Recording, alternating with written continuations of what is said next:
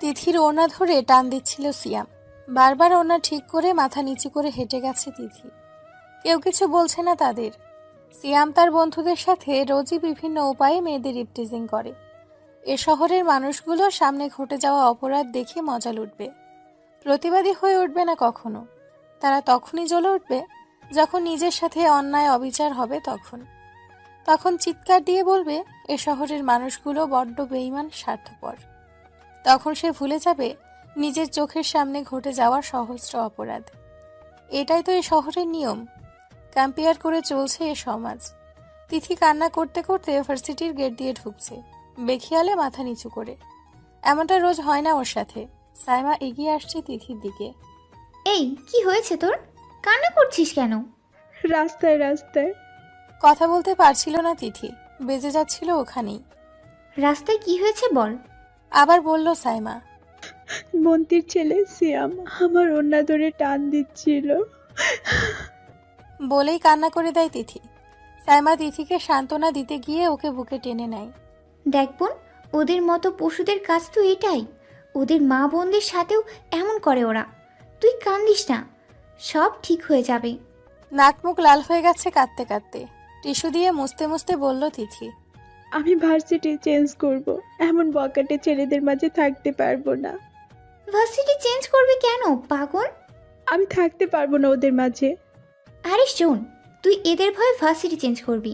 যেখানে যাবি সেখানে যদি এর থেকেও বড় বখাটে থাকে তখন কি করবি? তখনই কি সে ভার্সিটি চেঞ্জ করবি? সাইমার কথা শুনে চুপ হয়ে যায় তিথি, কিছু বলছে না। সাইমাও কিছু বলছে না, চুপ করে বসে আছে। দুজনে ক্যাম্পাসের এক কোণে। সময় আজ মন খারাপের। মেহেদি, মেয়েটাকে কিন্তু জোশ লাগছে। কোন মেয়েটা মামু? লাল ব্লাউজের সাথে কালো শাড়ি পরা মেয়েটা। গাড়ির সামনে থেকে লাফিয়ে উঠে মেহেদি। তুই কি পাগল হয়েছিস? এ কে জানিস তুই? যদি শুনতে পাই না, শেষ ভাই ভার্সিটির জীবন। বলেই রুকোচ্ছিল মেহেদি। আদি বোকার মতো হাঁ করে তাকিয়ে আছে। মেহেদির হাব ভাব দেখে মনে হচ্ছে কোনো প্রেসিডেন্টের মেয়ে। আমিও আদি, দেখি কি আছে এই মেয়ের মাঝে। বলে গাড়ির সামনে থেকে লাফিয়ে নেমে শাড়ি পরা মেয়েটার সামনে গিয়ে দাঁড়িয়ে, এই যে মিস কিউটি, আমি আদি। বলেই হাত বাড়ায় তার দিকে। সে চুপটি করে দাঁড়িয়ে আছে, তাকিয়ে আছে আদির চেহারার দিকে। আদি নিজের হাতটা সরিয়ে আবার বলল, এই যে মিস কিউটি, আপনি নিজেও মনে হয় জানেন না আপনি কতটা হট।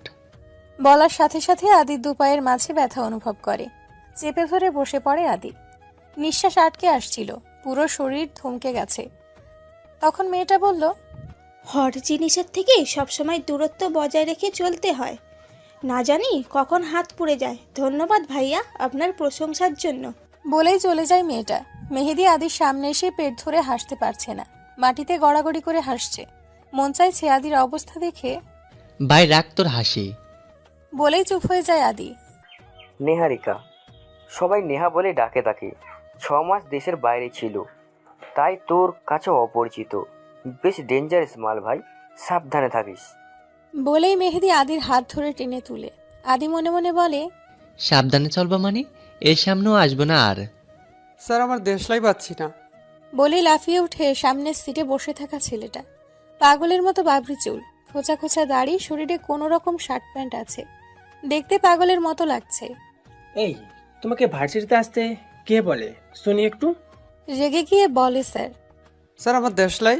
সিগারেট খেতে হবে, প্রচুর নেশা ধরেছে স্যার। দেশলাই হবে। ক্লাসরুম থেকে বেরিয়ে যায় স্যার। এত অসম্মান একজন শিক্ষককে করলে তার ইগোতে বাঁধে। ক্লাসরুমের সবাই ছেলেটার দিকে তাকিয়ে আছে।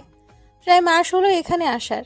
প্রতিদিন প্রতি ক্লাসেই প্রথম সারির যে কোনো একটা চেয়ার দখল করে ঘুমিয়ে থাকতো। একটা ক্লাস মিস দেয়নি। কিন্তু এমন একটা ছেলে প্রাইভেট ভার্সিটিতে পড়তে আসছে, ভাবা যায় না। দেখলে ভিখারি মনে হয় সবার। অধ্যক্ষ জনাব জুবাইর কবিরের রুমে দাঁড়িয়ে মাহফুজ স্যার। একটু আগেই অপমানিত হয়ে ক্লাসরুম ছেড়ে চলে আসছিল সে। পাশে বসা সেই পাগল ছেলেটি। তোমার অপরাধের শাস্তি কি হতে পারে তুমি তা জানো? ভার্সিটি থেকে বহিষ্কার, এতটুকুই। তা এখন কি করবে ভাবছো তুমি? আমার বাবাকে জিজ্ঞেস করেন না আমাকে ডাকছেন কেন। ও মাই গড, ছেলেটা। রাগে কটমট করে উঠছে প্রিন্সিপাল স্যার। মাথা ঠান্ডা করে বলছে, স্যারের কাছে ক্ষমা চাও। এরপর যদি এরকম বেয়াদবি করেছো তাহলে? প্রিন্সিপাল স্যারের কথা শেষ না হতেই ছেলেটি সরি স্যার। বলেই উঠে গেল চেয়ার থেকে। আসছি স্যার। বিদায় নিয়ে চলে গেল ছেলেটি। এরকম বেয়াদব ছেলে দ্বিতীয় আর একটি দেখেনি তারা। প্রিন্সিপাল স্যার মাহফুজ স্যারকে বলল, আমাদের এটা প্রাইভেট ভার্সিটি, যার বাবার ক্ষমতা আর টাকা আছে তাদের একটু তো সুযোগ দিতে হয়। আপনি তো একজন অধ্যাপক, আপনি না হয় ওকে একটু বুঝিয়ে বলুন। দেখুন স্যার, ছেলেটা এমন নয়, ওর বাবা আমার কাছের বন্ধু বলে সবটা বলছে। পিতামাতার পরেই তো একজন শিক্ষক তার খেয়াল রাখে। আপনি না হয় একটু দেখুন, চেষ্টা করে ছেলেটাকে গোছে ঠিক করতে পারেন কি না। জি স্যার। বলে মাহফুজ স্যারও বেরিয়ে আসতে চাইল রুম থেকে। পেছন থেকে জনাব জোবাইর কবির বলল, যদি আপনি ওর মাঝে সামান্য পরিমাণে পরিবর্তন করতে পারেন, তাহলে ওর বাবার পক্ষ থেকে সামান্য উপহার হিসাবে একটা ফ্ল্যাট বাসা আর একটা ছোট্ট BMW ব্র্যান্ডের একটি গাড়ি। মাহফুজ স্যার থমকে যায় তার কথা শুনে। ছেলেটার মাঝে এমন কি আছে? লম্বা চুল এলোমেলো হয়ে আছে তার চেহারায়, মুখের ওপর দাড়ি গোফে ভরে আছে। কতদিন যে চেহারায় শেভ করা হয় না তা অজানা। শহীদ মিনারের পাশে দাঁড়িয়ে সিগারেটের শেষ টান দিয়ে ফিল্টারটা পায়ে পিষে আসছিল ক্লাসে। এমন এক ছেলে সে, যার দিকে মেয়ে তো দূরে থাক, ছেলেটাও ঠিকমতো তাকায় না। সামনে নিহারিকা বান্ধবীদের সাথে আড্ডা দিচ্ছে। অদ্ভুত সে ছেলেটার সাথে ধাক্কা লেগে ওর হাতের মোবাইল নিচে পড়ে যায়। ও হ্যালো, অন্ধ নাকি? চিৎকারের সাথে বলল নিহারিকা। ছেলেটা শুনেও না শোনার মতো করেই হেঁটে যাচ্ছে। সামনে পথ আটকায় সিয়াম। সিয়ামের হাতে জ্বলন্ত সিগারেট, পেছনে তাকে সাপোর্ট করা ছেলে পুলে। সিয়াম বলল, নাম কি রে তোর? কোন ইয়ারে?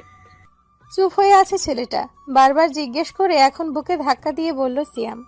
কি রে, তোর কথা কানে যাচ্ছে না? বলে একটা থাপ্পড় দেয় ওর গালে। চোখ বুজে যায় ছেলেটার। রক্ত লাল টকটকে হয়ে জমা হয়েছে ছেলেটার চোখে। চুলের আড়ালে সে মুখ লুকিয়ে গেছে। দাঁতে দাঁত চেপে বলল, রাফসান, রাফসান ইসলাম নাম আমার, BBA 3rd সেমিস্টার। সিনিয়রদের সম্মান দিতে হয় জানিস না বেয়াদব? নেহারিকার কাছে ক্ষমা চা, নয়তো। বলে আরো একটা থাপ্পড় মারে ওর গালে। নিহারিকা এর মধ্যে রাফসানের পেছনে এসে দাঁড়ায়। মাথা ঘুরিয়েই নিহারিকার চিকন ঠোঁটে ও নিকোটিনের পুড়ে যাওয়া ঠোঁট এক করে ফেলে। চোখ বড় বড় হয়ে যায় নিহারিকার। স্তব্ধ সিয়াম বাহিনী। রাফসানের পিঠ বরাবর সিয়ামের আঘাত সামলাতে না পেরে সামনে এগিয়ে যায় রাফসান। নিহারিকা তখনও রাফসানের কালো ঠোঁটে আবদ্ধ। নিহারিকার পিঠ ঠেকে যায় দেয়ালে। দুহাতের সমস্ত শক্তি দিয়ে ধাক্কা দিয়ে রাফসানকে সরিয়ে নিজের ঠোঁট মুছে নেয় রুমাল দিয়ে। সিয়াম বাহিনী ঝাঁপিয়ে পড়ে রাফসানের উপর।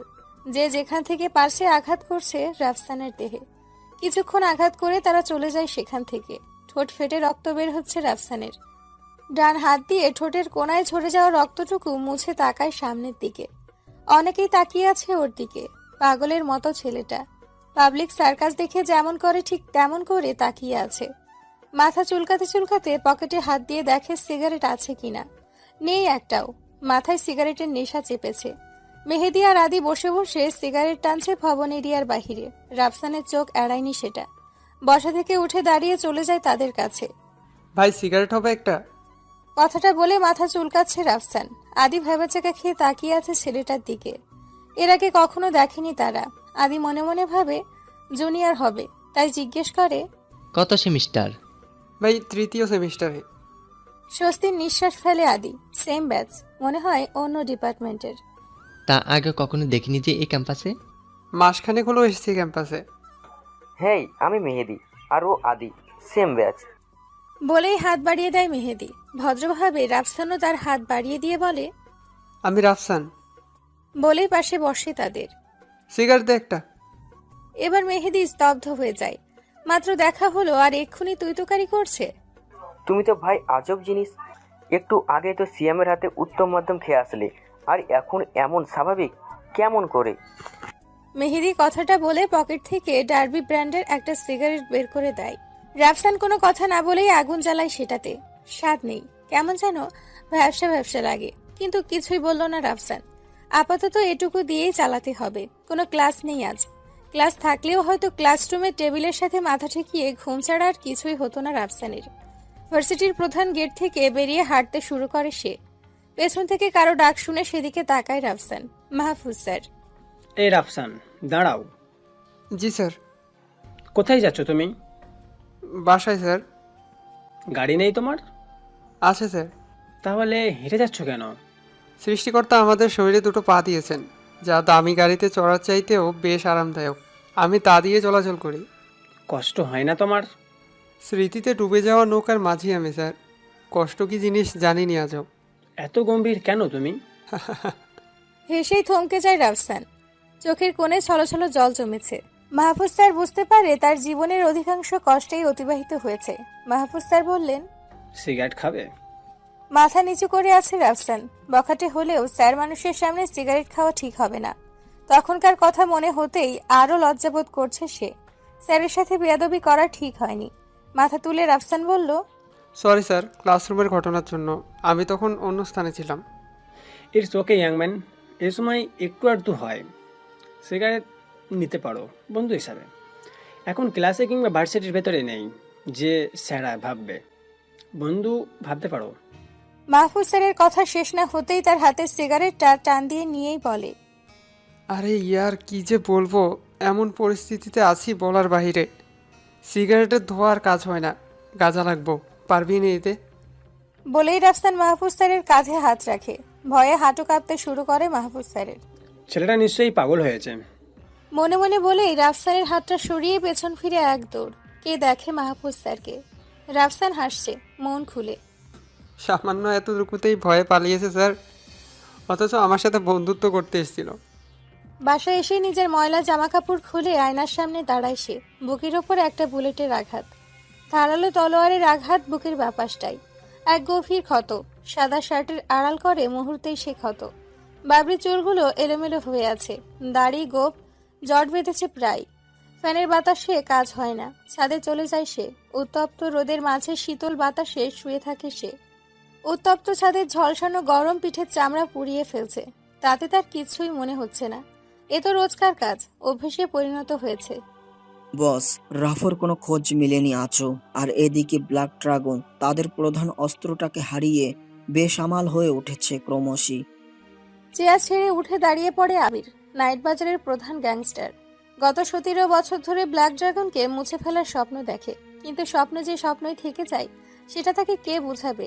সিগারেটে টান দিয়ে আবির বলল, যে করে হোক আমার রাফুর দেহ থেকে আলাদা মণ্ড চাই। যে এনে দিতে পারবি তাকে পুরো একটা শহর দিয়ে দিব। কিন্তু বস, আমাদের মাঝে যেই রাফুকে সামনাসামনি দেখছে তাকে আর জীবিত পাওয়া যায়নি। আমরা চিনব কিভাবে সে রাফু? গম্ভীর প্রশ্ন। আবির ভাবনায় ডুবে যায়। হঠাৎ করে পাশ থেকে আলিফ বলে, বস, যেহেতু আমরা কেউ রাফুকে চিনি না, কিন্তু ওদের গ্যাংয়ের মেম্বারদের তো চিনি। মূল গ্যাংয়ে না ঢুকে শহরের মাঝে লুকানো সদস্যদের নির্যাতন করেই তো বের করতে পারি। সবচেয়ে ভালো হবে মেয়ে সদস্যদের নির্যাতন করলে। কাজটা সহজ হবে বলে মনে হয় আমার। অগ্নি দৃষ্টিতে তাকায় আবির আলিফের দিকে। মাথা নিচু করে ফেলে সে। আবির বলে, ভালো আইডিয়া। তোরা আলিফের বলা কাজ অনুযায়ী সন্ধান শুরু করে দে। দেখি বেটা রাফু কতদিন করতে লুকিয়ে থাকে। রাত তখন 12টা। জিন্স আর টি শার্ট পরে বাইক চালাচ্ছিল সাইমা। খোপায় বাঁধা চুলগুলো ঘাড়ির এক পাশে হয়ে আছে, অন্য পাশে ছোট করে একটা কালো ড্রাগনের ছবি। সমস্ত দেহে আকর্ষণেই ড্রাগন। তার পথ আটকায় গোটা 10 ছেলে, বেস্ট সিরিয়াল কিলার সবগুলো। বাইক থামিয়ে ওদের সামনে দাঁড়ায় সাইমা। সামনে থাকা ছেলেগুলোর মধ্যে একজন বলে উঠল, মিউ, দ্য ব্ল্যাক ড্রাগনের সিক্রেট এজেন্ট। চমকে ওঠে সাইমা। তার সিক্রেট নাম কি করে জানলো তারা?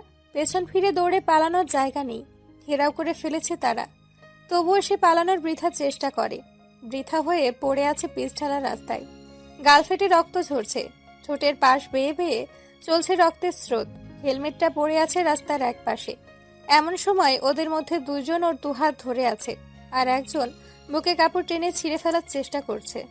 হঠাৎ থমকে যায় সময়। মিউর বুকের ওপর ধরা হাত দুটো দেহ থেকে আলাদা হয়ে গেছে। কাটা হাত দুটো পড়ে আছে মিউর শরীরের ওপর। 10 জন সিরিয়াল কিলার তাকিয়ে আছে সামনে। তলোয়ার হাতে দাঁড়িয়ে আছে এক মধ্যবয়স্ক যুবক। লাল রক্তে ভেজা সে তলোয়ার। মিউ হাসছে। রক্তে মেখে গেছে ওর সমস্ত শরীর। হাত দিয়ে পরিষ্কার করেই বলল, তোদের বাপ এসে গেছে। বলেই আবারও পৈশাচিক হাসি হাসছে সে। আলিফ মিউর মুখ বরাবর একটা লাথি মেরে দাঁড়ায় রাফুর সামনে। কালো রেইনকোট শরীরে জড়ানো তার। বড় বড় চুলের মাঝে কালো কাপড়ে বাঁধা তার মুখ। হালকা হাওয়ায় জড়িয়ে গেছে শহর। সামনে 10 জন সিরিয়াল কিলার, একাই সামনে দাঁড়িয়ে রাফু। নিস্তব্ধতা ছেয়ে যেতেই ঘোর কালো অন্ধকার নেমে আসে। যতক্ষণে সে অন্ধকার পরিষ্কার হয়ে আসছে ততক্ষণেই সামনে 2 ফুট স্তূপ কাটা লাশের উপর দাঁড়িয়ে রাফু, হাতে আলিপের কাটা মাথা। মিউ নিজের ঠোঁট মুছে বসে রাফুর সামনে। এক হাঁটু পিছঢালা রাস্তায় অন্য হাঁটুতে ভর করে মাথা নিচু করে আছে। হঠাৎ করেই রাফু মিউ চুল ধরে টেনে তুলে পাশের দেয়ালে ঠেকিয়ে তলোয়ারটা তার বুকে আধা ইঞ্চি ঢুকিয়ে বলল রাফু। ওরা কারা ছিল? রাফুর চোখে অগ্নিদাহ জ্বলছে, বুকের ব্যথায় কাতর মিউ। মিউ আজ পর্যন্ত রাফুর চেহারা দেখেনি, নামমাত্র শুনেছে শুধু। রাফু এক আতঙ্ক। হঠাৎ সে আতঙ্কের মৃত্যু হয়। দৈহিক মৃত্যু নয়, মানসিক মৃত্যু। কেন বা কিসের জন্য তা অজানা সবার কাছে, কিন্তু কাউকে খুঁজছে সে। কাদের কথা বলছেন? চোখে জল গড়িয়ে পড়ছে মিউর। রাফু আবার বলল, সেদিন রাতে কারা ছিল? আপনি কি বলছেন বস? আমি কিছুই বুঝতে পারতেছি না। সেদিন রাতে আমার আর আমার ভালোবাসার উপর কে বা কারা হামলা করেছে? আমি জানি না বস। আমি জানি তারা ব্ল্যাক ড্রাগনের লোক। আমি তাদের ফাইটিং টেকনিক দেখেই বুঝতে পারি তারা ড্রাগনের কেউ। কিন্তু কে বা কারা আমার উপর অচেতন অবস্থায় হামলা করেছে, তাদের মাঝে একজনের হাতের কাটা অংশও রয়েছে আমার কাছে। সেখানে ব্ল্যাক ড্রাগনের ট্যাটু লাগানো। বিশ্বাস করেন বস, আমি জানি না তারা কারা। এই নিয়ে দলের ভিতরে কথাও হয় না। ভেতরে কেউ একটা ধামাচাপা দিতে চাচ্ছে। বস, রিফাতের এক অ্যাক্সিডেন্টে হাত কাটা পড়েছে। সেই খবর চলছে দলের ভিতরে খুব গোপনে। রিফাত কোথায় এখন? জানি না বস। রাফু তলোয়ার মিউর বুক থেকে সামনে আনে। রক্তের স্রোত বয়ে চলে মিউর বুকে। ক্ষত শরীরে বসে পড়ে সেখানেই। রাফু ধোয়ার মতো মিশে যায় শহরের বুকে। সকাল তখন 10টা। সকল পত্রিকার হেডলাইন, আগন্তুকের শহরে মৃত্যুর খোঁজ। লাশের পাহাড় রাতের অন্ধকারে। আবিরের টেবিলের ওপর খবরের কাগজ পড়ে আছে। আলিফ সহ আরো 10 জন সিরিয়াল কিলারের লাশের ছবি স্পষ্ট। নির্মমভাবে হত্যা করা হয়েছে তাদের। অন্তু মাথা উঁচু করে বলল, বস, আলিফ তো কাল ড্রাগনের একজন এজেন্টের কাছে গিয়েছিল তাকে হত্যা করার জন্য, কিন্তু অন্তুকে থামিয়ে আবির বলল, ওদের মৃত্যু কি কোনো পুলিশের হাতে হয়েছে? না বস। তাহলে কি ওই এজেন্টের হাতে? মনে হয় না বস। একটা মেয়ে হয়ে 10 জন বেস্ট কিলারদের সাথে পেরে ওঠার কথা না। তাহলে কাজটা রাফুরই হবে। আলিফ মরে গেছে ঠিকই, কিন্তু মরার আগে আমাদের অর্ধেক কাজ করে দিয়ে গেছে। রাফু এই শহরে আছে, কোথাও গাঁটি মেরে। উত্তরা থানায় লাশগুলোর রিপোর্ট করা হয়। বেশ ক্রিটিক্যাল কেস মনে হচ্ছে। ক্রিমিনাল কোনো ক্লু ছেড়ে যায়নি এখানে। সব কয়টি লাশের থেকে দেহের অংশবিশেষ আলাদা আলাদা করে ফেলা হয়েছে। খুনি কোনো মামলে একজন নয়, কয়েকজন হতে পারে। কিন্তু কেন এমন হয়েছে? কোনো গ্যাংস্টার নয় তো? তাহলে তো বেশ বড় সমস্যা। চিন্তায় মগ্ন সাব ইন্সপেক্টর হুমায়ুন কবির। কেসটা ঘেটে দেখতে হবে। পার্সোনাল বাইকটা নিয়ে বাহির হয় ঘটনাস্থলে। শহরের মাঝামাঝি জায়গাটাতে ঘটনাটি ঘটেছে। ঘটনাস্থলটি পুলিশের নজরদারিতে আছে। চারপাশে কেউ আসতে যেতে পারছে না। হুমায়ুন স্যার সেখানে পৌঁছে ঘটনাস্থল খুঁটিয়ে খুঁটিয়ে দেখছে। চারপাশে শুধু রক্তের ছাপ। একটু দূরেই এটিএম বুথ। সিসি ক্যামেরা দ্বারা বুথের চারপাশে নজরদারি করা হয়। সেখান থেকে কিছু পাওয়া যেতে পারে। হুমায়ুন কবির রাতের ভিডিও ফুটেজটা সংগ্রহ করে থানায় ফিরে গোয়েন্দা বিভাগের সাথে মিটিং করে ভিডিও ফুটেজটা প্লে করে। সম্পূর্ণ ফুটেজে মিউ চেহারা অস্পষ্ট দেখা যায়নি। রাফু চেহারায় কালো কাপড়ে বাঁধা, কিন্তু আলিফের সাথে থাকা সিরিয়াল কিলারদের অনেকে চিনতে পেরেছে। তখন বলে উঠল, এরা তো টপ সিরিয়াল কিলারদের মধ্যে আছে। ক্রিমিনাল রেকর্ডে তাদের অনেক ফাইলে ধুলো জমে গেছে প্রমাণের অভাবে। হুমায়ুন কবির ভাবনায় ভেসে যায়। প্রশ্ন তুলে, এরা যদি টপ সিরিয়াল কিলারদের মধ্যে থাকে, তাহলে এদের যে একাই খুন করেছে তার লেভেল কতটুকু? চিন্তার বিষয়। যে করেই হোক এই কিলারকে বের করতেই হবে। প্রথমে মেয়েটাকে খুঁজতে হবে, কি বলেছে তার কাছে। এলোমেলো চুলে রাফসান প্রবেশ করে ভার্সিটির প্রধান গেট থেকে। সিয়াম তার বন্ধুরা ক্যাম্পাসের একপাশে বসে এক মেয়েকে র্যাগিং করছে। ওনা নিয়ে নিছে তার, নাচতে বলছে একটা বাজে গানে। মেয়েটাও মনে হয় তত সুবিধার নয়, ওই টাইপেরই মেয়ে। চোখে কোনো ভয় নেই, নেই লজ্জা। তাদের ইশারায় নাচছে। মাথা নিচু করে কেটে পড়ে সেখান থেকে। হাতে একটা বই নিয়ে রাফসানের পাশে এসে দাঁড়ায় মাহফুজ স্যার। হ্যালো ইয়াংম্যান। হ্যালো। কেমন আছো তুমি? বিষাদে জর্জরিত। তা এই বিষাদের কারণটা কি জানতে পারি? স্যার, আপনার মেয়েকে আমার সাথে বিয়ে দিবেন কি? ইম্পসিবল। তাহলে এত পার্সোনাল প্রশ্নের উত্তর জানতে চেয়ে লাভ নেই। তুমি তো দেখছি। স্যারের কথা মুখে টেনে নিয়ে রাফসান বলল, থাক স্যার, প্রশংসা করতে হবে না। ইডিয়েট একটা। জন্মগত স্যার। অসভ্য। স্যার, রক্তে মিশে আছে। দাঁতে দাঁত কটমটিয়ে চলে গেল মাহফুজ স্যার। রাফসান কাঁধে ঝুলানো ব্যাগ থেকে একটা রেড বুল নামক ড্রিঙ্কস বের করে পান করতে শুরু করে। পেছন থেকে তিথি রাফসানের কাঁধে হাত রেখে বলে, ভাইয়া, আমার বান্ধবী সাইমাকে দেখেছেন কোথাও? বলেই তিথি তার মোবাইলে সাইমার একটা ছবি তুলে ধরে ওর সামনে। আহ, মেয়েটার কি ফিগার মাইরি, মনে যাচ্ছে। বলেই তিথির হাত থেকে মোবাইলটা কেড়ে নেয় সিয়াম। রাফসানের পিছু নিয়ে আসছিল সিয়াম।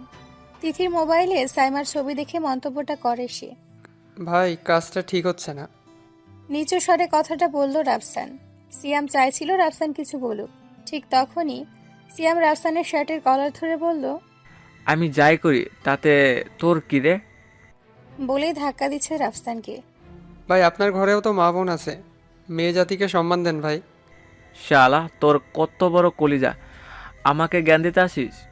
আমি এখানে এই মুহূর্তে রেপ করব, তাতে তোর বাপের কি রে?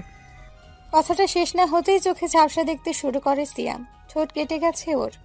মুখের কাছে হাত নিতেই সামনের একটা দাঁত হাতে এসে পড়ে। সামনে সিনা টান করে দাঁড়িয়ে আছে রাফসান। বাবরু চুলগুলো পেছনে গুছিয়ে বেঁধে ফেলে সে। মাটিতে পড়তে পড়তে সিয়াম বলল, তুই আমার গায়ে হাত তুলছিস? তুই জানিস আমি কে? কি আমার পরিচয়? আমার ভাইকে? কি এমন পরিচয় তোর, শুনি একটু। রাগে তার চোখ লাল হয়ে গেছে। আর যাই হোক, মায়ের জাতিকে নিয়ে কটূক্তি করা হজম করতে পারে না রাফসান। দ্য ব্ল্যাক ড্রাগনের নাম শুনেছিস? হিসু করে দিবি তুই আমার ভাইয়ের পরিচয় জানতে পারলে। রাফসানের হাঁটু কাঁপতে শুরু করে।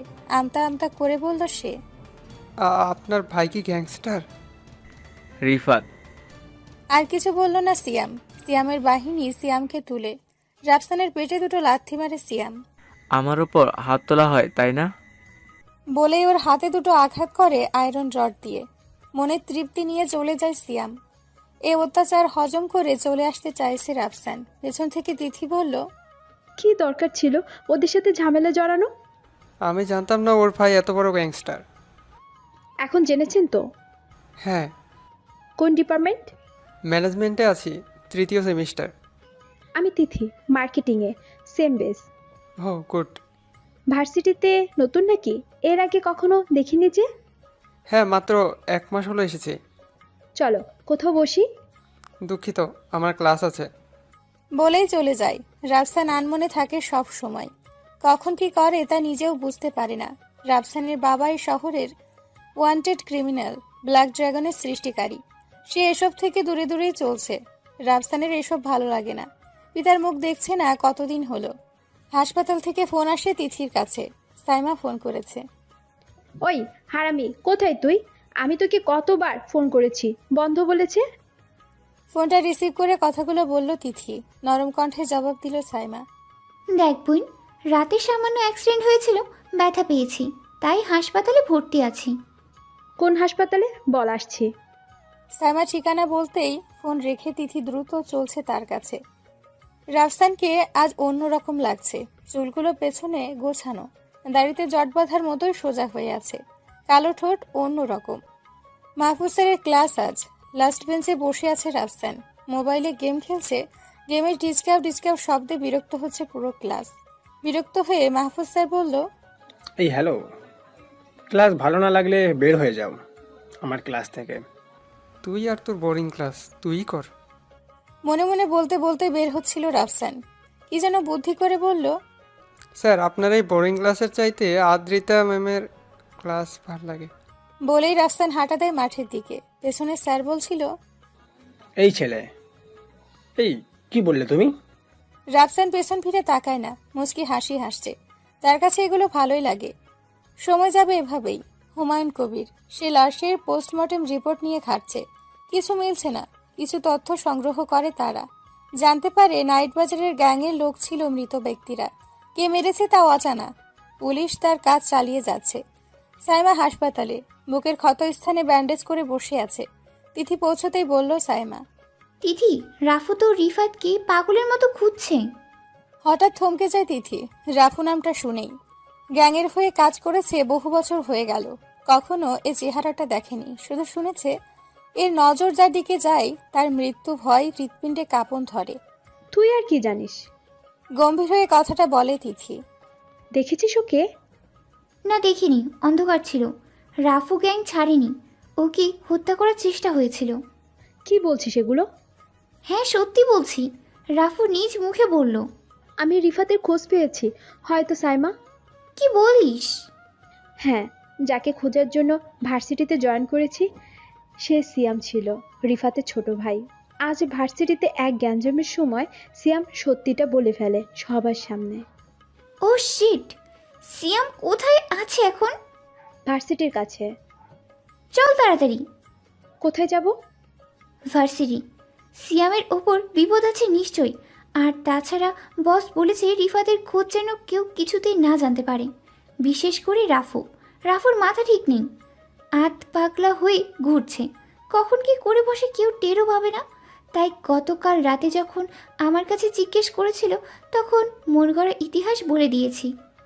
কিন্তু রিফাত তো ড্রাগনের বেস্ট কিলার, তাহলে রাফুকে মারবে কেন? বললাম না, রাফুকে হত্যার চেষ্টা হয়েছিল, আর সেটা হয়তো গ্যাংয়ের ভিতরের কেউ। কিন্তু বস এইগুলো ধামাচাপা দেওয়ার চেষ্টা কেন করতেছে বুঝতেছি না। ঘাবলা আছে বস, আগে সিয়ামকে রক্ষা করি, তারপর দেখা যাবে। হ্যাঁ চল। বলেই ওরা রওনা হয় ভার্সিটি। এ শহরে মাত্র এই ভার্সিটিতেই ব্ল্যাক ড্রাগনের সকল গুপ্তচরদের ঘনিষ্ঠ স্বজনদের ভর্তি করানো হয় গোপনে। ভার্সিটির ম্যানেজমেন্ট পর্যন্ত এসব টের পায় না। ভার্সিটি পৌঁছে সিয়ামকে পাওয়া যায়নি, তারা খুঁজছে। কেউ বলছিল হাসপাতালে গেছে, সেখানেও পাওয়া যায়নি ওকে। তবুও সারাদিনে সিয়ামের কোনো খোঁজ মেলেনি। মধ্যরাত তখন পার্টি করে ফিরছে সিয়াম। দুটো বাইক পথ আটকায় সিয়ামের। তিথি আর সাইমা কালো জ্যাকেট গায়ে হেলমেট খুলে নামে তার সামনে। সিয়াম তাকিয়ে আছে ওদের দিকে। ভার্সিটির সবচেয়ে চুপচাপ মেয়ে দুটো লেডি বাইকার, ভাবতে স্বপ্নের মতো লাগছে ওর কাছে। ধপ করেই তিথি সিয়ামের বুকে একটা লাথি মেরে চুলগুলো ঠিক করে নিল আর বলল, এটা আমাকে বিরক্ত করার জন্য। মাটিতে পড়ে আছে সিয়াম। সাইমা সিয়ামের হাত মুখে টেপ দিয়ে বেঁধে ফেলে। সিয়াম নিজেকে মুক্ত করার চেষ্টা করছে, পারছে না। তিথি বলল, সাইমা, ওকে এখন কোথায় নিয়ে যাবি? বস বলছিল ওকে নিয়ে রেস্ট হাউসে রেখে আসতে। কিন্তু রেস্ট হাউস তো চট্টগ্রামে। আমরা এখন চট্টগ্রামে যাচ্ছি। যাওয়ার জন্য সিয়ামকে তুলে সাইমা তাকাতেই কাউকে দেখতে পায় তারা। কালো বাইকের উপর কালো হেলমেট পরে বসে আছে কেউ। তিথি আর সাইমা মুহূর্তের মধ্যে কোমরে গুজে রাখা রিভলভার বের করে তাক করে তার দিকে। নিখুঁত নিশানা তাদের। বাইক থেকে নেমে হেলমেট খুলতেই চমকে ওঠে তারা। তিথি বলে ওঠে, রাফসান। সাইমা তিথির দিকে তাকিয়ে আছে। রাফসান বলল, রাফু। থমকে যায় সময়, অবাক চোখে তাকিয়ে আছে ওরা। রাফু আবার বলল, সিয়ামকে আমার হাতে তুলে দিয়ে কেটে যাও তোমরা, ওকে আমি দেখছি। হঠাৎ বিকট এক শব্দে হেলে পড়ে রাফসান। রক্তে মেখে গেছে ওর মুখ। সাইমার হাত থেকে ছুটে গেল সিয়ামের থ্যাতলানো মুখ M82 স্নাইপার বুলেটের আঘাতে। তিথির হাত পা কাঁপতে শুরু করে। এমন বিভৎস অবস্থা দেখে সাইমা তিথিকে নিয়ে দেয়ালের আড়ালে লুকিয়ে পড়ে। রাফসান পিচঢালা রাস্তায় শুয়ে আছে, চেহারায় বিষণ্ণের ছাপ। এখন কি হবে? শেষ ভরসাটাও হাত থেকে ফসকে গেল। আমার যে তাকে দেওয়া কথা রাখা মুশকিল হয়ে দাঁড়াচ্ছে ক্রমশই। কি করব এখন আমি? কথাগুলো ভাবছে রাফসান। 100 মিটার দূরে স্নাইপারের নিশানায় বসে আছে আশিক। সিয়ামের ওপরে নিশানাটা একদম পারফেক্ট। এক বুলেটে সিয়ামের খেল খতম। কানে ব্লুটুথ লাগানো ছিল ওর। কাজ শেষ হতেই বলল আশিক, বস, সিয়ামের খেল খতম। গুড।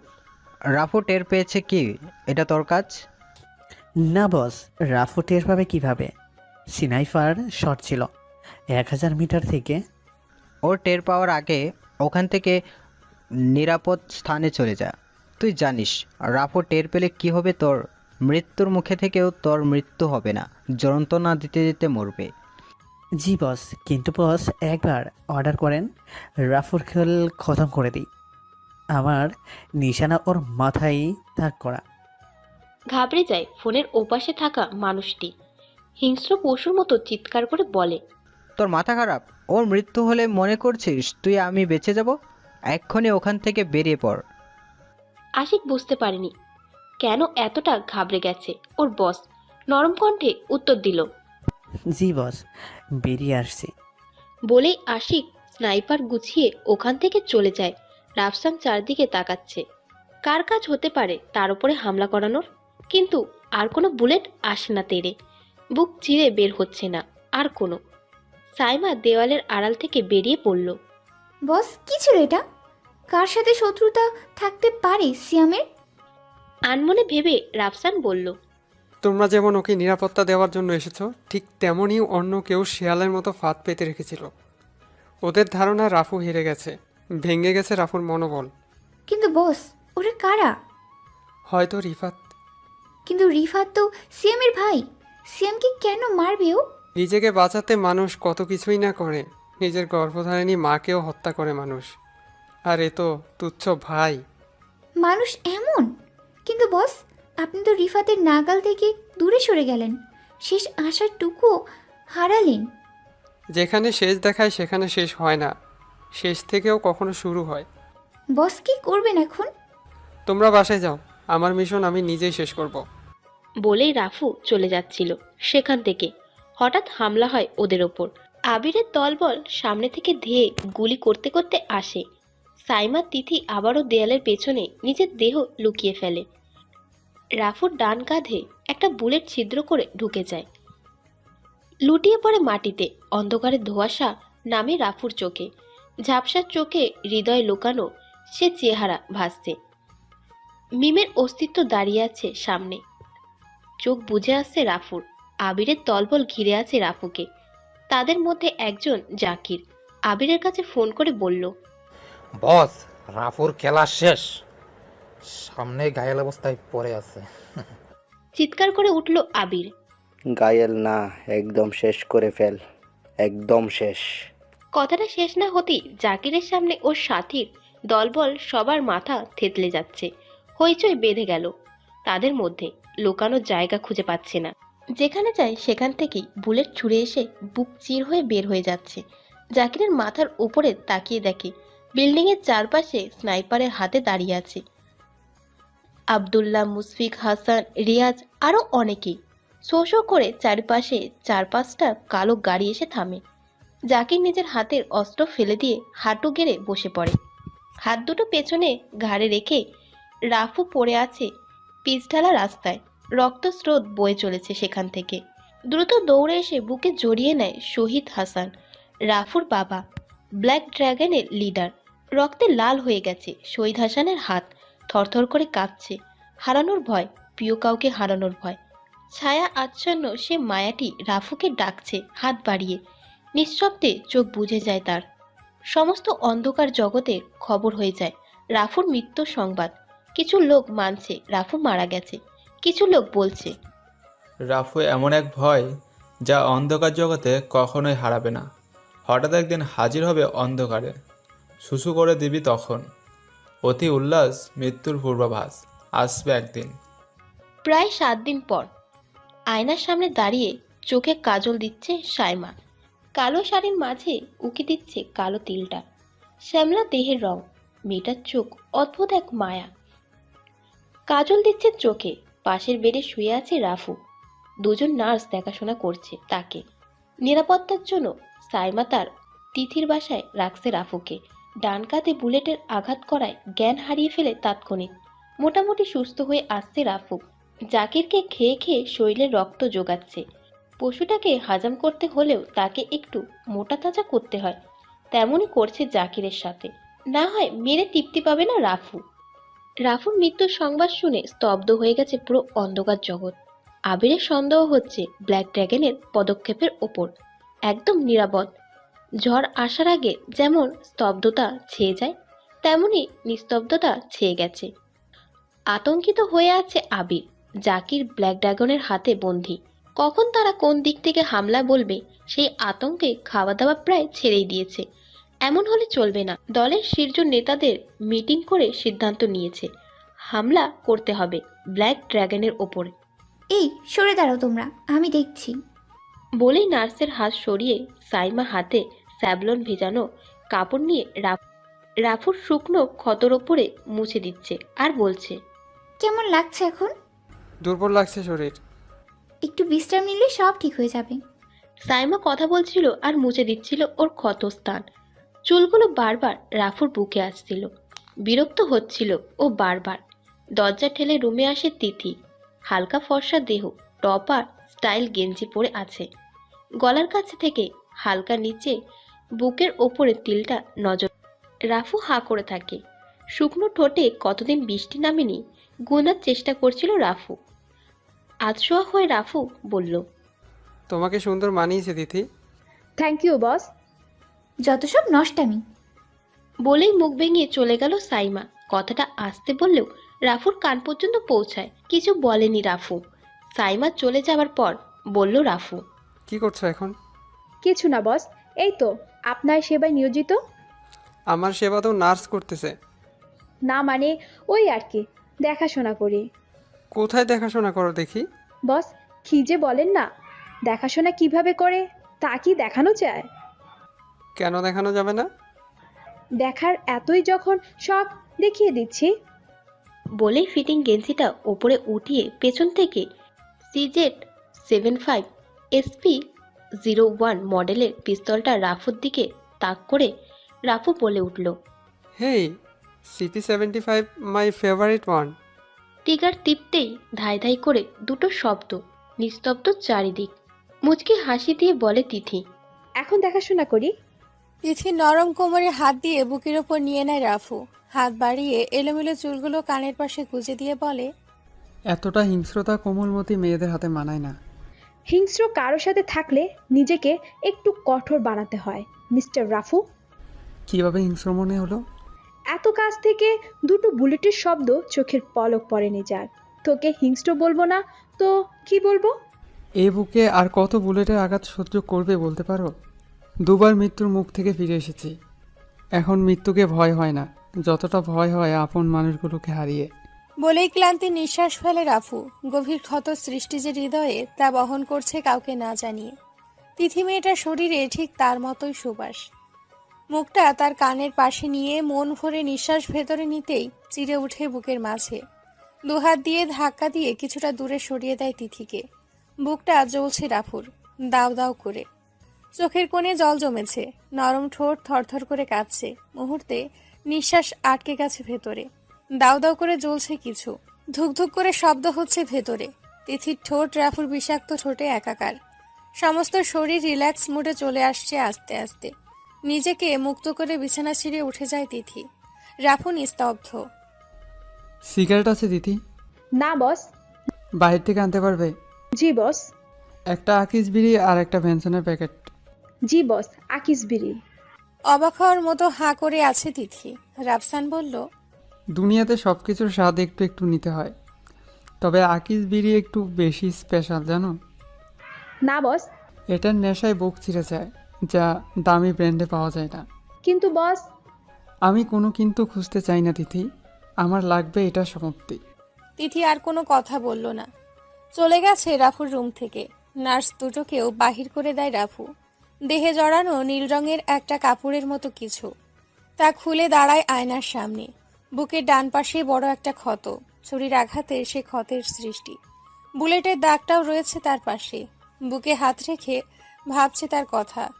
কথা দিয়েছিল দুজন একসাথে ছোট্ট সংসার বাঁধবে। ছোট তুফান এসে তছনছ করে চলে গেছে, নিয়ে গেছে রাত জাগার স্বপ্ন। যে স্বপ্নের প্রতিশোধের আগুন নিয়ে বেঁচে আছে রাফু। নিজের সহযোগীদের খুঁজে বেড়াচ্ছে অন্ধকারের ভয়ানক মৃত্যু নিয়ে। 2 বছর আগে তখন এক বর্ষার সকালে রাফুর সিগারেট শেষ। বাইরে তুমুল বৃষ্টি, বাসায় ছাতাও নেই। বাহির থেকে কাউকে নিয়ে আসতে বলবে তারও কোনো উপায় নেই। 3/4 প্যান্ট সাথে সাদা একটা গেঞ্জি পরে বাহির হয় বৃষ্টির মাঝে। দোকানগুলো প্রায় বন্ধ। ঝাঁপ ফেলে রেখেছে অনেক দোকানগুলোতে। টং দোকানে কোণঠাসা মানুষের ভিড়। ভিড় ঠেলে রাফু সিগারেট নিচ্ছিল, ঠিক সেই সময় গা ঘেঁষে দাঁড়িয়েছিল মিম।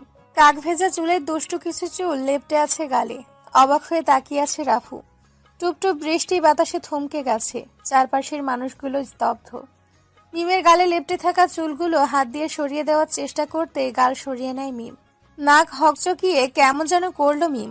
অবশ্য করারই কথা, জানা নেই চেনা নেই, হঠাৎ এমন করা অসহ্যকর। ভয়ে তখন মিম কিছু বলতে পারেনি। রাফু তখনও হাঁ করে তাকিয়ে আছে মিমের দিকে। দোকানদার মামাকে বলছে, মামা এত সুন্দর জিনিস দোকানে রাখছো কখন থেকে? মামা কিছু বুঝতে না পেরে বলল, কোন কি ভাই, মোর দোকানে কোন জিনিসটা সুন্দর দেখলেন? মামা তুমি তো দেখো না সুন্দর জিনিস তোমার দোকানে, নজর রাখো মামা, এই জিনিস যেন অন্য কারো না হয়। মামার মাথায় কিছু ঢুকছে না। মামা আবার বলল, কোন জিনিসটা হান ভাই? তুমি চিনবা না মামা, যার বুঝা সে বুঝছে। ও বুঝছি মামা, মিম আপার কথা কইতাছেন? রাফু এই প্রথম মিমের নাম শুনছে। থুক করে উঠেছে ওর মনে। মিম মামার দিকে তাকিয়ে বলে, ওই মামা, তোমাকে কে বলছে আমার নাম বলতে? যত সব, এসব মস্তান টস্তান যেন আমার দিকে না তাকায় মামা। বলেই মিম বেরিয়ে গেল দোকানের আড়াল থেকে। বৃষ্টির প্রতিটি ফোঁটা ওকে ছুঁয়ে যাচ্ছে। হিংসে হচ্ছে রাফুর। এলাকার সবাই জানে রাফু ছোটখাটো মাস্তান। পাড়ায় এসে আড্ডাবাজি এটা নিত্যদিনের কাজ। সেই সুবাদে তাকে চিনে মিম। রাফুর নামে যে পুরো অন্ধকার জগৎ কাঁপে সে কথা সবারই অজানা। মামা সিগারেটের টাকা পরে নিও। বলে রাফু বেরিয়ে পড়ে মিমের পিছে পিছে। বৃষ্টির ঝুমঝুম শব্দ, মেঘের গর্জনে নিস্তব্ধ শহর। এই যে সুন্দরী। মিম হাঁটছে কোনো শব্দ ছাড়াই, শীতে কাঁপছে। রাফুর সামনে দাঁড়িয়ে পথ আটকায় ওর। এই যে কথা কানে যাচ্ছে না। বলেই মিমের বাহু ধরে ঝাঁকুনি দেয় রাফু। থরথর করে ঠোঁট কাঁপছে ওর। শরীরের সাদা জামাটা ভিজে দেহের সাথে মিশে গেছে মিমের। নিশ্চয়ই জ্বর আসবে। পাশ থেকে একটা ছেলে ছাতা মাথায় হেঁটে যাচ্ছিল। ছেলেটার কাছ থেকে ছাতাটা নিয়ে মিমের মাথায় ধরে রাফু। নরম কণ্ঠে বলল, বেশি ভিজবে না, জ্বর আসতে পারে। বলেই মিমের হাতে ছাতা ধরিয়ে দিয়ে ছেলেটার কাঁধে হাত রেখে ফিরে যাচ্ছে রাফু। মিম বুঝতে পারে না ছেলেটা কেমন, দ্বিধায় পড়ে যায় সে। সন্ধ্যায় বৃষ্টি থামে। রাফু টং দোকানের মামার কাছ থেকে মিমের ঠিকানাটা পায়। সে অনুযায়ী পৌঁছে যায় সেখানে। তখন পূর্ব আকাশে অন্ধকার নেমে আসছে। জ্বরে শরীর পুড়ে যাচ্ছে রাফুর। তবুও মিমদের বাসার ছাদে অপেক্ষা করছে এক নজর দেখার জন্য। পাড়ার ছেলেপুলে বলছে, মেয়েটারও সন্ধ্যায় ছাদে আসে, সন্ধ্যা তারার দিকে তাকিয়ে থাকে আনমনে, কি যেন খুঁজে সব সময়। রাফু তাকিয়ে আছে সন্ধে তারার দিকে। হঠাৎ মিম পাশে এসে দাঁড়ায়। কি দেখছেন ওদিকে? মিমের কথা শুনে তাকায় রাফু তার দিকে। কিছু বলছে না রাফু। মিম আবার বলছে, কতক্ষণ হলো এসেছেন? এই তো অনেকক্ষণ। কেন এসেছেন এখানে? আমার কিছু একটা হারিয়ে গেছে, খুঁজতে এসেছি। মিমার কথা বলছে না, কেন যেন সবকিছু হঠাৎ হয়ে যাচ্ছে খুব তাড়াতাড়ি। রাফু নিচু স্বরে বলল, খুব তাড়াতাড়ি করে ফেলছি কি? গরম খাবারে হাত দিলে হাত জ্বলে যায়, সেটা জানেন? একটু অপেক্ষা করে ঠান্ডা হলে তখন স্বাদ মিলে। আচ্ছা তাহলে আমি আসছি। বলেই রাফু পেছনে ফেরে। মিম থমকে গিয়ে আবার বলে, একটু অপেক্ষা করবেন? কিছুক্ষণ একসাথে তারা দেখবো। একটু নয়, সারা জীবন অপেক্ষায় থাকবো একটু তোমায় দেখার জন্য। আমি তারা দেখার কথা বলছি। আমি তো তাই বলছি। আমার পৃথিবীতে নতুন এক নক্ষত্রের সৃষ্টি হয়েছে, যা আমার আকাশে তারা হয়ে গেছে। আপনার কথা বলতে কষ্ট হচ্ছে? না, কষ্ট হয় না আমার।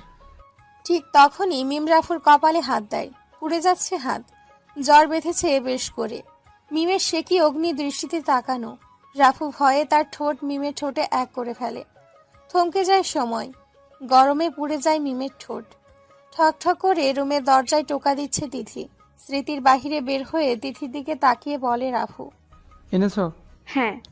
বলে রাফুর দিকে সিগারেটের প্যাকেট দেয়, সাথে দুটো আকিস বিড়ি। রাফু একটা আনতে বলেছিল, দুটোতে ভালোই হবে।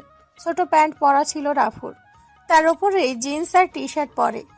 তিথির 3Z75 পিস্তলটা রিলোড করে কোমরে গুজে বাহির হয়। তিথি বলছিল, কোথায় যাচ্ছেন বস?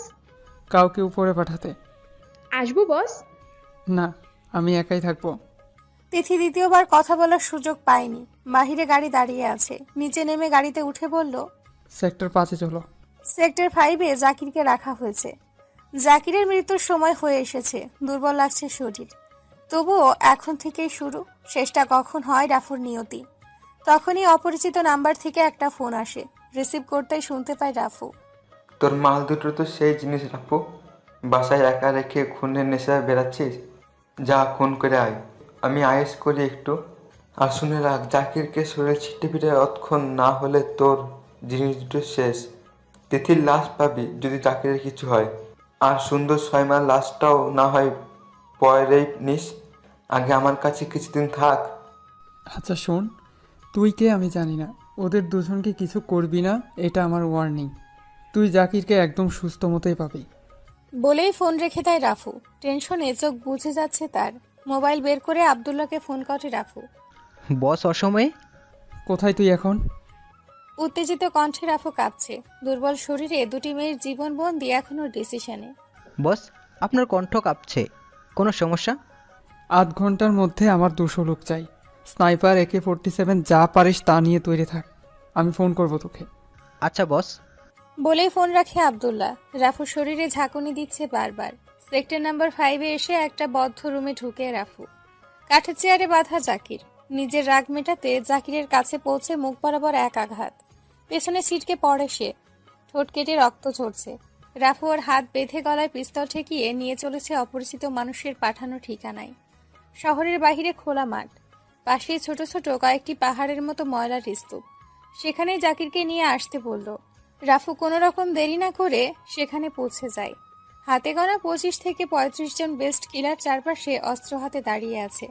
জাকিরের মাথায় পিস্তল ঠেকিয়ে গাড়ি থেকে নামায় রাফু। সামনেই হৃদয়, তিথির চুল মুঠিবদ্ধ করে দাঁড়িয়ে আছে। রাফসান বলল, সাইমা কোথায়?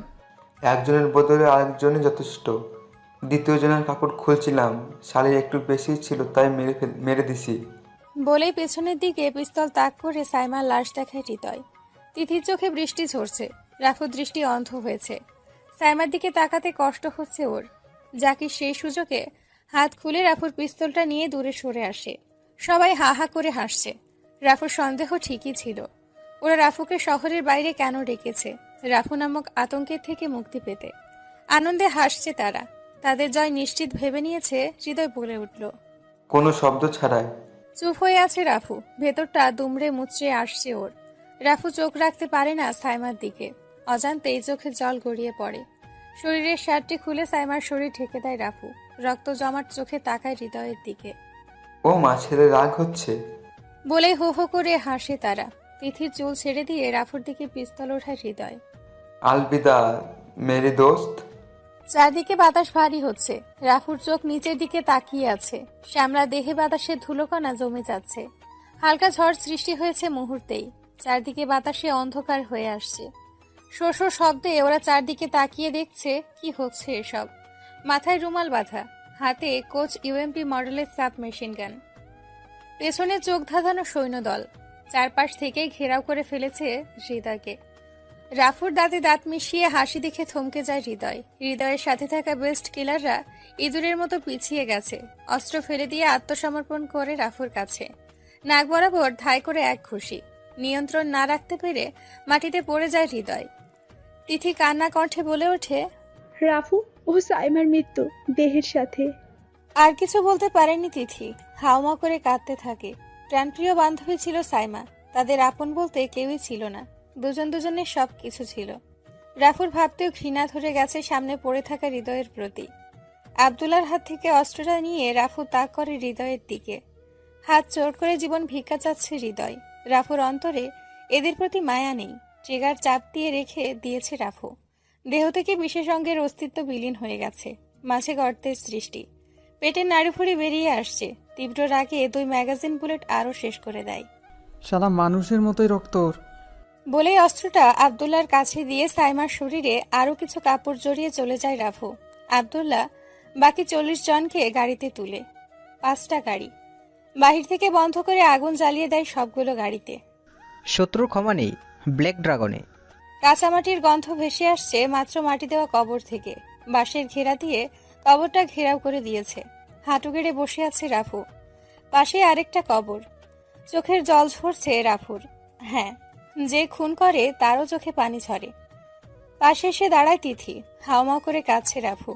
জীবনে দ্বিতীয় কোনো নারীর মৃত্যুর জন্য নিজেকে দায়ী করছে সে। মাকে হারিয়ে আজ দ্বিতীয়বার কাঁদছে সে। চুপ হয়ে যায় রাফু। শুয়ে যায় পাশের কবরের পাশে। আজ থেকে অনেক দিন আগের কথা। সেদিন সন্ধ্যায় আবার বৃষ্টি নামে। মেঘের গর্জনে দুজন আলাদা হয়ে বলল, আজকে বাসায় যান, শরীরে জ্বরও আছে, ডাক্তার দেখাবেন জলদি। বলে মিম যখন ছাদ থেকে যাবে তখনই আকাশ ভারী হয়ে বৃষ্টি নামে। রাফু দাঁড়িয়ে আছে, ঠিক কতক্ষণ ছিল মনে নেই ওর। যখন চোখ খোলে রাফুর সামনে এক সাদা অ্যাপ্রন পরা ডক্টর দেখে, পাশে আরো কয়েকটি বেডে কিছু মানুষ শুয়ে আছে। এতক্ষণে সে বুঝলো হাসপাতালে আছে। কিছু না বলে উঠে বসলো রাফু। ডক্টর সাবিনা বলল, কেমন আছেন এখন মিস্টার? ভালো থাকতে কি এখানে নিজেকে দেখতাম নাকি? ডক্টর সাবিনা অবাক হওয়ার মতো তাকিয়ে আছে রাফুর মুখের দিকে। আশা করেনি এমন উত্তর মিলবে একজন রোগীর কাছ থেকে। বেশ ইন্টারেস্টিং মনে হলো তাকে। সে বলল, বর্তমানে শরীরে কি কোনো দুর্বল অনুভূতি হচ্ছে? চোখ খুললামই তো কেবল অনুভূতি হওয়ার জন্য, সময় তো দিবেন। গলায় নিঃশ্বাস আটকে গেছে সাবিনার। খুক খুক করে কাশি দিয়ে উঠল সে। আচ্ছা ঠিক আছে, সময় নিন। বলে যখন ডক্টর সাবিনা অন্য জায়গায় যাবে বলে পিছন ফিরে রাফু তখন বলে, ম্যাডাম একটা সিগারেট হবে, গালটা শুকিয়ে গেছে। কি? আপনি কি পাগল? অবাক হওয়ার মতো পিছন ফিরে তাকিয়ে কথাটা বলল সাবিনা। চেহারায় মুচকি হাসির সাথে অবাক হওয়ার রিয়াকশন। আমি কি 10 মিনিটের জন্য বাইরে যেতে পারি? না, আপনি সুস্থ নন, বাইরে যাওয়া অসম্ভব। রাফু তার কথা শুনে বেড ছেড়ে উঠে যাচ্ছিল, তখনই ডক্টর সাবিনা নার্সের হাতে ওষুধের থলে থেকে সিজার নিয়ে রাফুর দিকে এগিয়ে বলল, খবরদার এখান থেকে উঠে যাওয়ার চিন্তা ভাবলেও পেট ফুটো করে দিব, তারপর অপারেশন করে একটা কিডনি বের করে নিব। বসেন এখানে। ডক্টরের এমন ভয়ঙ্কর আচরণ দেখে গলা শুকিয়ে গেছে রাফুর। মনে মনে বলল রাফু, সাথে ডক্টর নয়, যেন ডাকাত। কিছু বললেন মিস্টার? না না, আপনাকে কিছু বলিনি। আপনার মতো এত সুন্দর নম্র ভদ্র মানুষকে কি কিছু বলতে পারি? গুড। মিম নিয়ে আসছিল আপনাকে, বোন হয় আমার, সাবধান। আচ্ছা, তাহলে কি বাথরুমে ইউজ করতে পারবো না? ডক্টর সাবিনা কিছু বলল না। রাফু বেড ছেড়ে উঠে বাথরুমে ঢুকেই আব্দুল্লাহকে ফোন করলো। ভাই বাঁচা আমারে, ভাই বাঁচা। কি হয়েছে ভাই? কোথায় আপনি? বলিস না ভাই, ওই যে মহল্লার পাশে যে হাসপাতালটা আছে না, কি যেন নাম, ভুলে গেছি। ওই হাসপাতালে বাথরুম বন্দি আছি, বাঁচা ভাই। আরে বলেন কি ভাই, মিম ভাবি বাথরুমে আটকে রাখছে নাকি? আরে মিম না, ওর ডাকু বোন। ওয়েট, তুই মিমের কথা জানলি কিভাবে? ভাই লম্বা কথা, আমি হাসপাতালের নিচেই আছি, আসছি আপনার কাছে। রাফু আর কথা বাড়ালো না, ফোন রেখে বাহিরে এসে বেডে বসে পড়ে, দেয়ালে পিঠ ঠেকিয়ে। হাই ভাই, কেমন আছেন এখন? হাতে ফল নিয়ে হাজির আব্দুল্লাহ, সাথে রিফাত, আবিদ, রিয়াজ। তোর মাথা ফাটি ফেলবো শালা। ভালো থাকলে হাসপাতালে বেডে বসে থাকি? সেটাও কথা। সিগারেট দে। ভাই এটা হাসপাতাল, এখানে সিগারেট নিষেধ। ও, এখন বল, তুই জানলি কিভাবে মিমের কথা? আর আমি যে হাসপাতালে, তা তুই কিভাবে জানলি? ভাই তুমি আজ হাসপাতালে 2 দিন, এই 2 দিন বেহুশ পড়েছিলে এখানে। তো তাতে কি হয়েছে? তোমাকে এখানে কে নিয়ে এসেছে খেয়াল আছে? হ্যাঁ, মিম নিয়ে আসছে। সেই মিমে খবর দিয়েছে আমাদের। তোমার মোবাইলে প্রথম ডায়াল করলে আমার নাম্বারই ছিল সেখান থেকে। ও ভালো, এখন আমাকে এখান থেকে মুক্ত কর জলদি। এত তাড়াহুড়ো করলে চলে না বস, তোমার শরীরও ঠিক নেই। এখন বলছো যাবে যাবে যাবে, পরে যদি আবার অসুস্থ হও তখন কে দেখবে? তোর দেখতে হবে না, আমি ঠিক আছি। দেখি দেখি কে ঠিক আছে। ওদের পাশ কাটিয়ে মিম রাফুর দিকে আসছিল আর কথাগুলো বলছিল।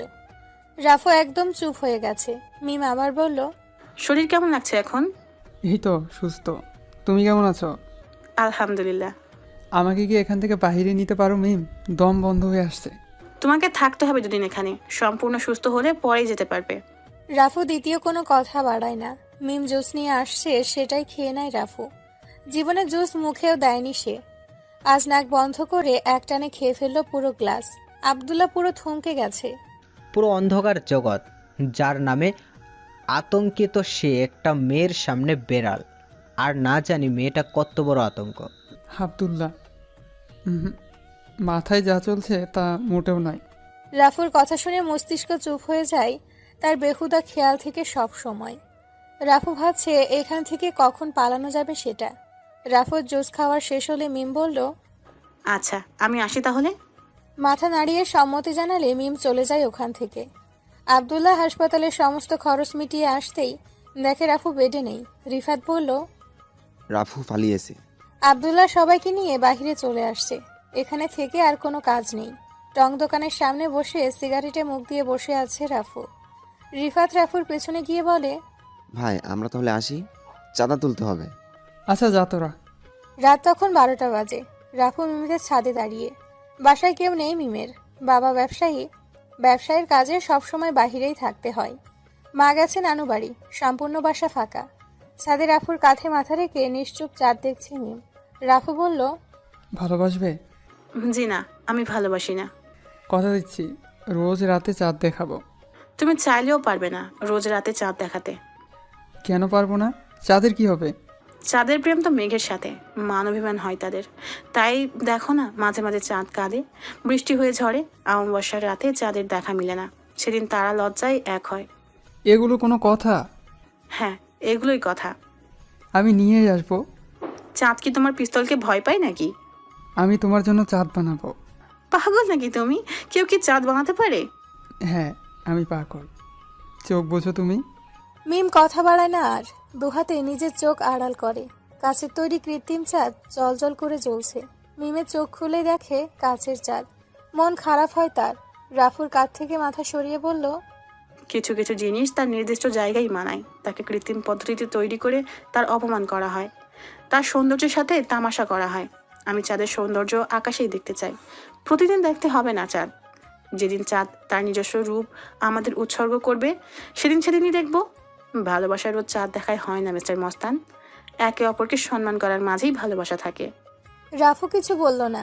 মিমকে টান দিয়ে নিজের কাছে নিতে চাইছিল, পারেনি। মিম নিজেকে শক্ত করে বলল, স্পর্শে ভালোবাসা খুঁজো না, মন ভেঙে গেলে আর ভালোবাসা হবে না। মিম নিজের রুমে চলে গেছে মন খারাপ করে। রাফু বুঝতে পারেনি মিমের মন খারাপের কারণ। নির্বাক দৃষ্টিতে তাকিয়ে আছে তার চলে যাবার দিকে। ফেরানোর জন্য ডাক দেবার ক্ষমতাও নেই। বসেছিল সারা রাত মিমদের বাসার ছাদে। সকালে সূর্যের প্রথম রশ্মি রাফুর ঘুমে ব্যাঘাত ঘটায়। চোখ কচলাতে কচলাতে চলে যায় বাসায়।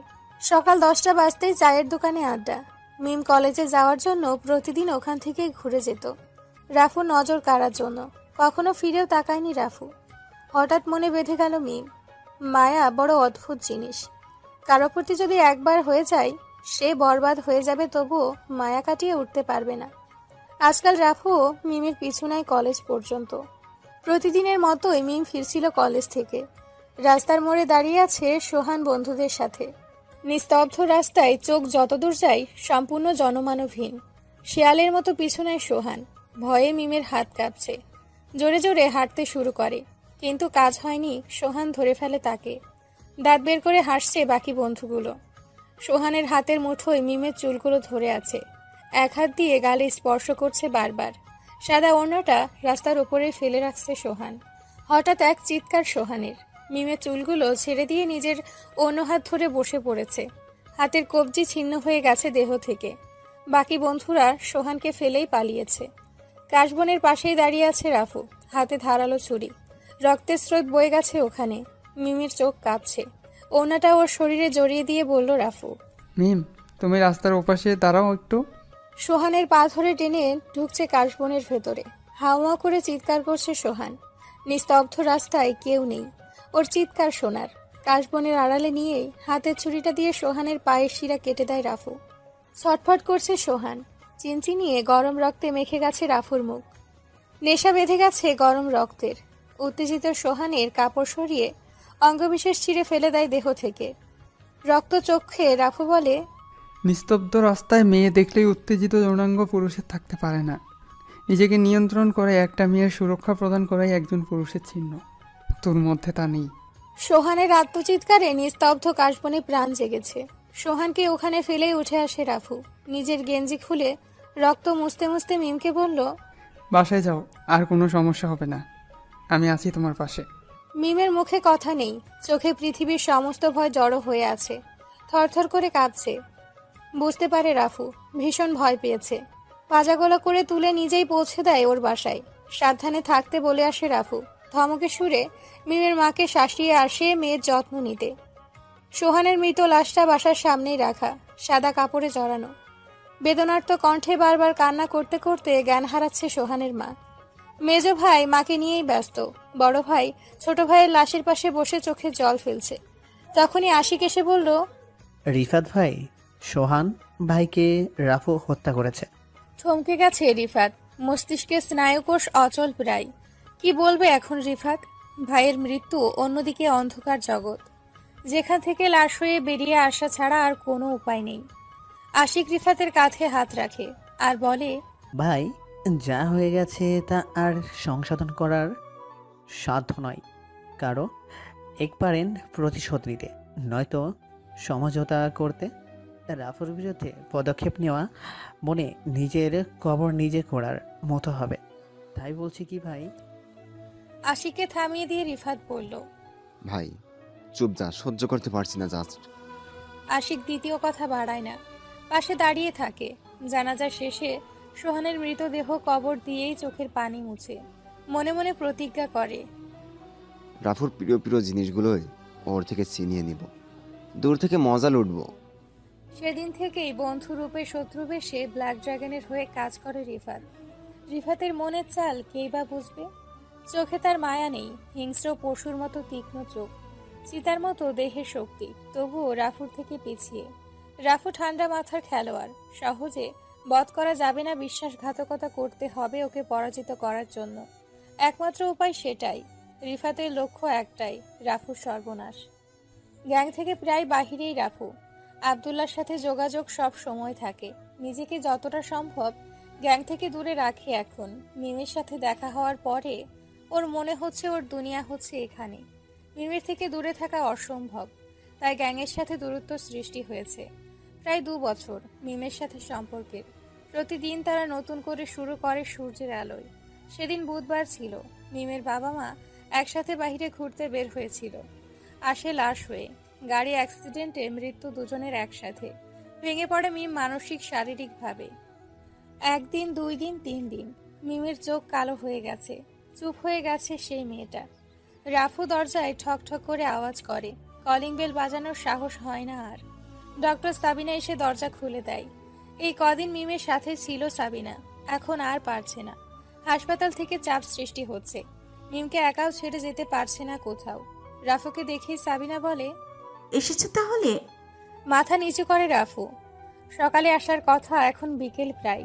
সাবিনা আবার বলল, মাথা নিচু করতে হবে না, এখন ওর সঙ্গী হয়ে থাকো কিছু সময়। মুখ খুলে রাফু, আমি ওর সারা জীবন পাশে থাকতে চাই। তা দেখা যাবে, সময় হলে। আপাতত সঙ্গ দিলেই হবে। আপনি কি বের হবেন এখন? হ্যাঁ, একটু কাজ আছে বাহিরে। কাজটা কি অতি জরুরি? না, ততটাও না। তাহলে আজ বাইরে যেতে হবে না। কেন? অবাক হয় সাবিনা। রাফুর পকেট থেকে কিছু টাকা বের করে সাবিনার হাতে দেয় আর বলল, আমি এখন আজই মিমকে বিয়ে করতে চাই, আপনি ব্যবস্থা করুন। কিন্তু মিম কি রাজি হবে? মিমের সাথে আমি কথা বলেছি, আপনি একটু দেখুন। আচ্ছা। বলে সাবিনা বাসার বাইরে গেছে কেনাকাটা করতে। রাফু মিমের রুমে ঢুকে বিছানায় বসে আছে মিম। ফ্লোরে বসে মিমের হাত ধরে আছে রাফু। রাফুর দুহাতে মিমের দুহাত নিয়ে শক্ত করে ধরে আছে। মিম কিছু বলছে না। পকেট থেকে একটা রিং বের করে মিমের হাতে দেয় আর বলল, রাফু, আমার মায়ের রিং এটা, তার ছেলে স্ত্রীর জন্য রেখেছিলেন। খুব শখ করে বানিয়েছিলেন মা, কিন্তু দুর্ভাগ্য, যখন আমার 7 বছর তখন আমার মা আমাকে ছেড়ে চলে যায়। বাবা দ্বিতীয় বিয়ে করে। সহ্য হয় না আমার, আমি অন্ধকার জগতে চলে যাই আস্তে আস্তে। যখন আমি 14 বছরের তখনই আমি 2টা খুন করি। তারা আমার মায়ের খুনই ছিল। খুব নৃশংসভাবে হত্যা করেছিলাম তাদের। রাফসান থেকে রাফু হই, বাবার আদর থেকে বঞ্চিত, মায়ের মমতা হারিয়ে একটি পাথরে পরিণত হই আমি। অন্ধকারের জগতে এক হিংস্র জানোয়ারের মতো পরিচিত হয়ে উঠি। এখন আমার মৃত্যুর অপেক্ষা, কখন যেন শত্রুর বুলেট বুক ছিঁড়ে বের হয়ে যায় সেই আতঙ্কে থাকছি। কিন্তু যখন তুমি আমার জীবনে এলে সবকিছু কেমন যেন পাল্টে দিয়েছে। আমি এখন রক্তে ভয় পাই, থরথর করে কাঁপে হাত, একটু সুখের ছোঁয়া পেতে চাই। তুমি ছাড়া এখন আমার কেউ নেই। মায়ের এই রিং ছাড়া আর কিচ্ছু নেই আমার কাছে, তোমাকে দেওয়ার মতো আর কিচ্ছু নেই। আজ একটা চাকরি পেয়েছি নিজের পরিচয় গোপন করে, মাসিক 9,000 টাকা বেতনে। মনে করি দুজনের চলে যাবে। যদি তোমার আরও চাই তাহলে সমস্যা নেই, সেটা দেওয়ার সামর্থ্য আছে। এক নিঃশ্বাসে কথাগুলো বলে একটু থামে রাফু। মিমের হাত দুটো নিজের ঠোঁটের সাথে মিশিয়ে আবার বলে, তোমাকে আর দূরে রাখতে চাই না মিম। সাবিনা আপু আর থাকতে পারছে না এখানে, দূরের আত্মীয়রাও আর খোঁজ নিচ্ছে না তোমার। তাই তোমাকে আপন করে পেতে আজ বাবার কাছ থেকে এই রিংটা চেয়ে এনেছি। কাজী অফিসে গিয়ে দুজনের বন্ধন পবিত্র করে ফেলি। তোমাকে জোর করার শক্তি আমার নেই, ভালোবাসার জোরে এতটুকু বলছি। চলো বিয়ে করে ফেলি আজ এক্ষুনি। মিম কথা বলছে না, হাত থেকে রিংটা ফিরিয়ে দিয়েছে রাফুর হাতে। হতাশ রাফু, কি করবে এখন? এক ঝাঁক মেঘ জড়ো হয়েছে রাফুর মনে। মাথা ঠেকিয়ে রাখে মিমের কোলে, হালকা করে চুলগুলো টেনে দিচ্ছে মিম। বিষণ্ণ রাফুর মন। তার কোল থেকে রাফুর মাথা সরিয়ে হাত বাড়িয়ে দেয় রাফুর দিকে। পরিয়ে দিবে না, নাকি হাতের মুঠোয় রেখে দিবে? স্তব্ধ রাফু। সত্যি কি মিম বলছে এটা? মুচকি হাসি হেসে ফেলেছে মিম। রাফুর হৃৎপিণ্ড ধুকধুক করে ড্রাম বাজানোর মতো লাফাচ্ছে। মিম বলল, তোমার হৃৎপিণ্ড যে বাহির হয়ে আসবে, তাড়াতাড়ি পরিয়ে দাও। রাফুর হাত কাঁপছে, তবুও শক্ত করে মিমকে রিং পরিয়ে বুকে জড়িয়ে নেয়। এক পৃথিবীর সুখ আজ দুজনের মনে। ঠোঁটে ঠোঁট মিশাতেই কাশি দিয়ে ওঠে সাবিনা। সরে আসে দুজন। সাবিনা বলল, তাহলে তোমরা প্রস্তুত, কাজে ডাকবো? মিম চুপ হয়ে গেছে। রাফু বলল, আপু আপনাকেই তো বলছি, আর বাসর ঘর কোথায় সাজাবেন? তখনই মিম বলে উঠল, আপু, তুমি আমার রুমেই বাসর সাজাবা। আর মিস্টার রাফসান, আপনিও আজ থেকে আমার বাসায় থাকবেন। আমি আপনার মেসে থাকতে পারবো না। রাফু হাসছে। সাবিনা আপু কাজী অফিসে ফোন করে আসতে বলল তাকে। রাফুর বন্ধুরা ফুলের ব্যবস্থা করে রেখেছে আগেই, শুধু ফোনের অপেক্ষা করছিল। রাফুর ফোন পাওয়া মাত্রই তারাও চলে আসছে। বিউটি পার্লার থেকে লোক আনা হয়েছে। সমস্ত বাসা সাজাতে সাজাতে রাত তখন 9টা বাজে। সাবিনার মা বাবা এসেছে। মিমের মেজ মামা মামি হন তারা। মিমের এমন সিদ্ধান্তে তারা অমত ছিল, কিন্তু ওর জেদ হলো। এক কথা বলে দিল তাদের, তোমরা তো এমনিতেই আমাকে উটকো ঝামেলা ভাবো। তোমাদের মতের প্রয়োজন নেই আমার, শুধু জানানোর প্রয়োজন ছিল, তাই জানিয়েছি। সাবিনা কিছু বলেনি আজ। কিছু বললে হয়তো ঝামেলা বাঁধত, কিন্তু সে যায়নি ঝামেলা বাঁধাতে। কাজী সাহেব বিয়ে পড়িয়ে চলে গেলেন। সাবিনা তার মা বাবা একে একে চলে গেলেন, ওদের একা রেখে। সাময়িক খাওয়া দাওয়ার জন্য হোটেল থেকেই খাবার আনা হয়েছে। নর্মাল একটা শাড়িতেই বিয়ে হয়েছে মিমের। তার শখ নেই সুন্দর করে সাজবার। তার স্বপ্ন তার ভালোবাসার মানুষ তার পাশেই থাকুক। সেজেগুজে যদি ভালোবাসার মানুষটাকেই না পায়, তাহলে সে সাজগুজ করার মূল্যই নেই। যদিও সে তার ভালোবাসার মানুষকেই পেয়েছে। মন চায়নি ভারী গহনা শাড়ি পরে বসে থাকতে। তবে তার রুমটা ফুলে ভরিয়ে সাজিয়েছে সাবিনা। ফুলের গন্ধে মাতাল হয়েছে মিম। রাত তখন 12টা। সবাই চলে যাওয়ার পরে দুজন সম্পূর্ণ রুমে কেউ কারো আসার জন্য অপেক্ষা করে না। দুজন দুজনের কথা বলার জন্য অপেক্ষা করে। এক খাটে বসে থেকেও দুজন নিশ্চুপ। রাফু একবার ভাবে, ছুঁয়ে দেই তাকে। সাহস করে ওঠা হয় না আর রাফুর। ভালোবাসার পবিত্র বন্ধনে আবদ্ধ হয়েও তার উপর জোর প্রয়োগ করা অন্যায়। স্বামীর অধিকার দুজনের সম্মতিতেই। মিমের হাতটা শক্ত করে ধরে ফেলে রাফু। এর আগেও হাত ধরেছে, নরম ঠোঁটে ক্লান্তির ছোঁয়া ছুঁয়েছে, তবুও আজ অন্যরকম লাগছে। আনমনে মিম বলল, ভয় করছে খুব, অন্ধকারে নিঃশ্বাস আটকে আসছে আমার। কি বলছো, আলো জ্বালিয়ে দেই? তড়িঘড়ি করে উঠে দাঁড়ায় রাফু। মিম বলল, আমার ভয় কাটবে না এই আলোয়। নিঃশব্দে খাটের একপাশে বসে রাফু। হাতটা তখন ধরে আছে। ভেতরের পুরুষত্ব নাড়া দিচ্ছে, বারবার ঝাঁপিয়ে পড়ার ইঙ্গিত টানছে। মনোবল কঠোর রাফুর। দৈহিক পরিবর্তন হলেও মনকে শান্ত রাখছে। নরম কণ্ঠে রাফু বলল, দেখি আমার গুণবতী বউয়ের কি হয়েছে। হালকা করে গাল ছুঁয়েছে রাফু। ঠোঁট দুটো আজ শক্ত মনে হচ্ছে। হালকা মোটা চামড়ায় আবৃত হয়েছে ক্ষণিকের জন্য। রাফুর বুড়ো আঙুলে হালকা কামড় দিয়ে বলল মিম, চাঁদ দেখবো, ভরা পূর্ণিমা চাঁদ। এখন চাঁদ দেখবে? এই সময় নষ্ট করতে নেই। বিজ্ঞ মানুষেরা বলেছেন, মানুষের সবচেয়ে মধুর রাত হলো বাসর রাত। এই সময়টুকু নষ্ট করতে নেই। তোমার বিজ্ঞ মানুষ কারা শুনি? মাথা চুলকাচ্ছে রাফু। কি বলবে এখন? মিম জেদ ধরেছে চাঁদ দেখবে। তার খামখেয়ালি মেজাজ খারাপ করার মোটেও ইচ্ছে নেই রাফুর। কোমরে হাত দিতেই কাঁপুনি দিয়ে ওঠে মিম। চোখ বুঝতেই অনুভব করে মিম রাফুর কোলে। বুকের ওপর মাথা রাখে পরম সুখে। আকাশ জুড়ে সাদা মেঘের রাজ, ফুল ফুটেছে চাঁদ হয়ে। ভ্যাবসা মেঘের উড়ে যাওয়ার দিকে তাকিয়ে আছে মিম। রাফু মিমের কোলে মাথা রেখে শুয়ে আছে ছাদে, পা গুছিয়ে বসে আছে মিম। মিম চাঁদ দেখছে আর রাফু মিমকে। ঠোঁটের নিচে ছোট্ট তিলটা জলজল করছে মিমের। রাফুর হাত বাধা মানছে না, আস্তে করে নরম ঠোঁটে টেনে দিচ্ছে। কিছু বলছে না মিম, চুপচাপ চাঁদের দিকে তাকিয়ে আছে। চাঁদের চারদিকে 2 ফুট উঁচু দেয়াল। দুজন শুয়ে থাকলেও চারপাশ থেকে কেউ টের পাবে না। তখন মধ্যরাত, প্রায় ঘুমিয়ে শহর। হালকা করে টেনে মিমকে এক করে ফেলে রাফুর দেহে। চাঁদ মুখ লুকায় কালো মেঘে। দুজন সুখী মানুষের সুখের সাগরে নৌকা বয়ে চাঁদ উকি দেয়নি। বিছানায় শুয়ে আছে দুজন ক্লান্ত শরীরে। মিমের পাগলামি আবার শুরু। মাথা উঠিয়ে রাফুর দিকে তাকিয়ে বলল, আইসক্রিম খাবো। হাঁ করে তাকিয়ে আছে মেয়েটার দিকে। জোর কণ্ঠে বলল রাফু, তুমি কি পাগল নাকি? ইস, পাগল না, যাও আইসক্রিম খাবো। পারবো না। পারবা না? না, পারবো না। আচ্ছা, তুমি আবার আমার কাছে এসো, পারলে তখন দেখাবো। আচ্ছা, আমি যাচ্ছি। এই তো শোনা বটটা আমার। রাগে গজগজ করতে করতে একটা গেঞ্জি গায়ে জড়াচ্ছিল, তখন মিম বলল, গেঞ্জি পরে যাও কোথায়? তোমাকে উদ্ধার করতে। মুখে হাত দিয়ে খুক খুক করে হেসে দেয় মিম। রাফু চিন্তা করে মেয়েটার ভয়ঙ্কর রূপ বের হচ্ছে আস্তে আস্তে। আগে বলেছিল বিশ্বাস করেনি, এখন বুঝতে পারছে মেয়েটা কতটা বদমাশ। রুম থেকে বের হবে তখন মিম রাফুকে ডাক দেয়, এই শুনছো? হ্যাঁ, বলো। তুমি বাইরে যাচ্ছ? আমি একা একা ভয় পাবো তো। কেন, আইসক্রিম খাবে না? আনতে যাচ্ছি। আইসক্রিম আনতে বাইরে যেতে হবে কেন? এত রাতে তোমাকে কে দিয়ে যাবে আইসক্রিম শুনি? মিস্টার মাস্তান এনে দিবে। মস্করা করবে না, যাচ্ছি আমি। এই কোথায় যাচ্ছ? তোমার মাথা। আইসক্রিম তো ফ্রিজেই আছে। মুখে হাত দিয়ে ফেলে মিম।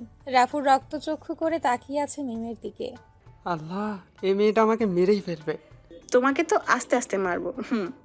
তবে রে, দেখাচ্ছি। বলে রুমের দরজা আটকে দেয় রাফু।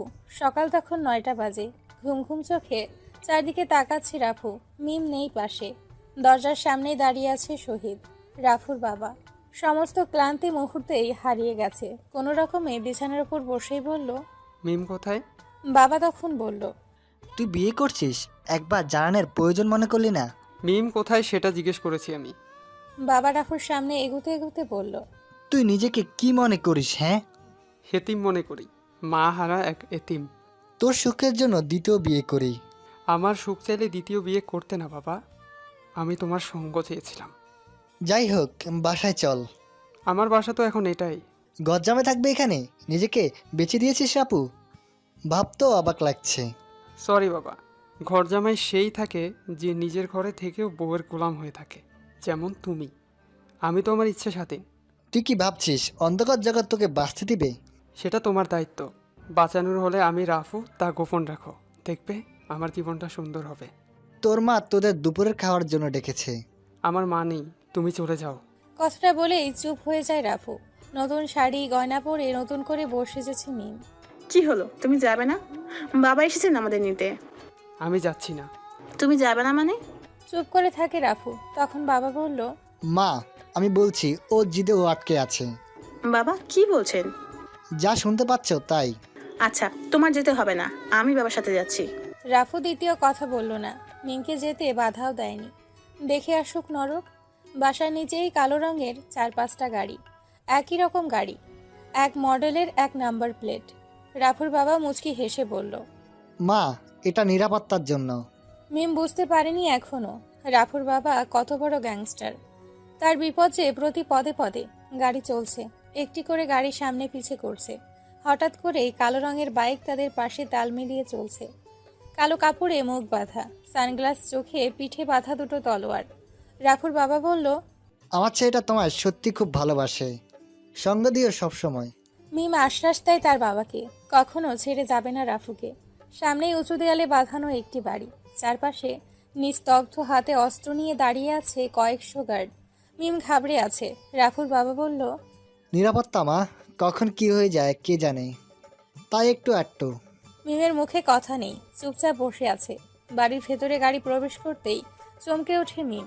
বাড়ির সামনের খালি জায়গায় ছোট্ট ফুলের বাগানে কত সুন্দর করে সাজানো। পাশের কালো বাইকটা এসে ঢুকলো বাসার ভেতরে। মিম বলল, বাবা, এই বাইকটা তো তখন ছিল না। বাইকটা স্পেশাল কারো। স্পেশাল কে? তুমি নিজে দেখে নাও।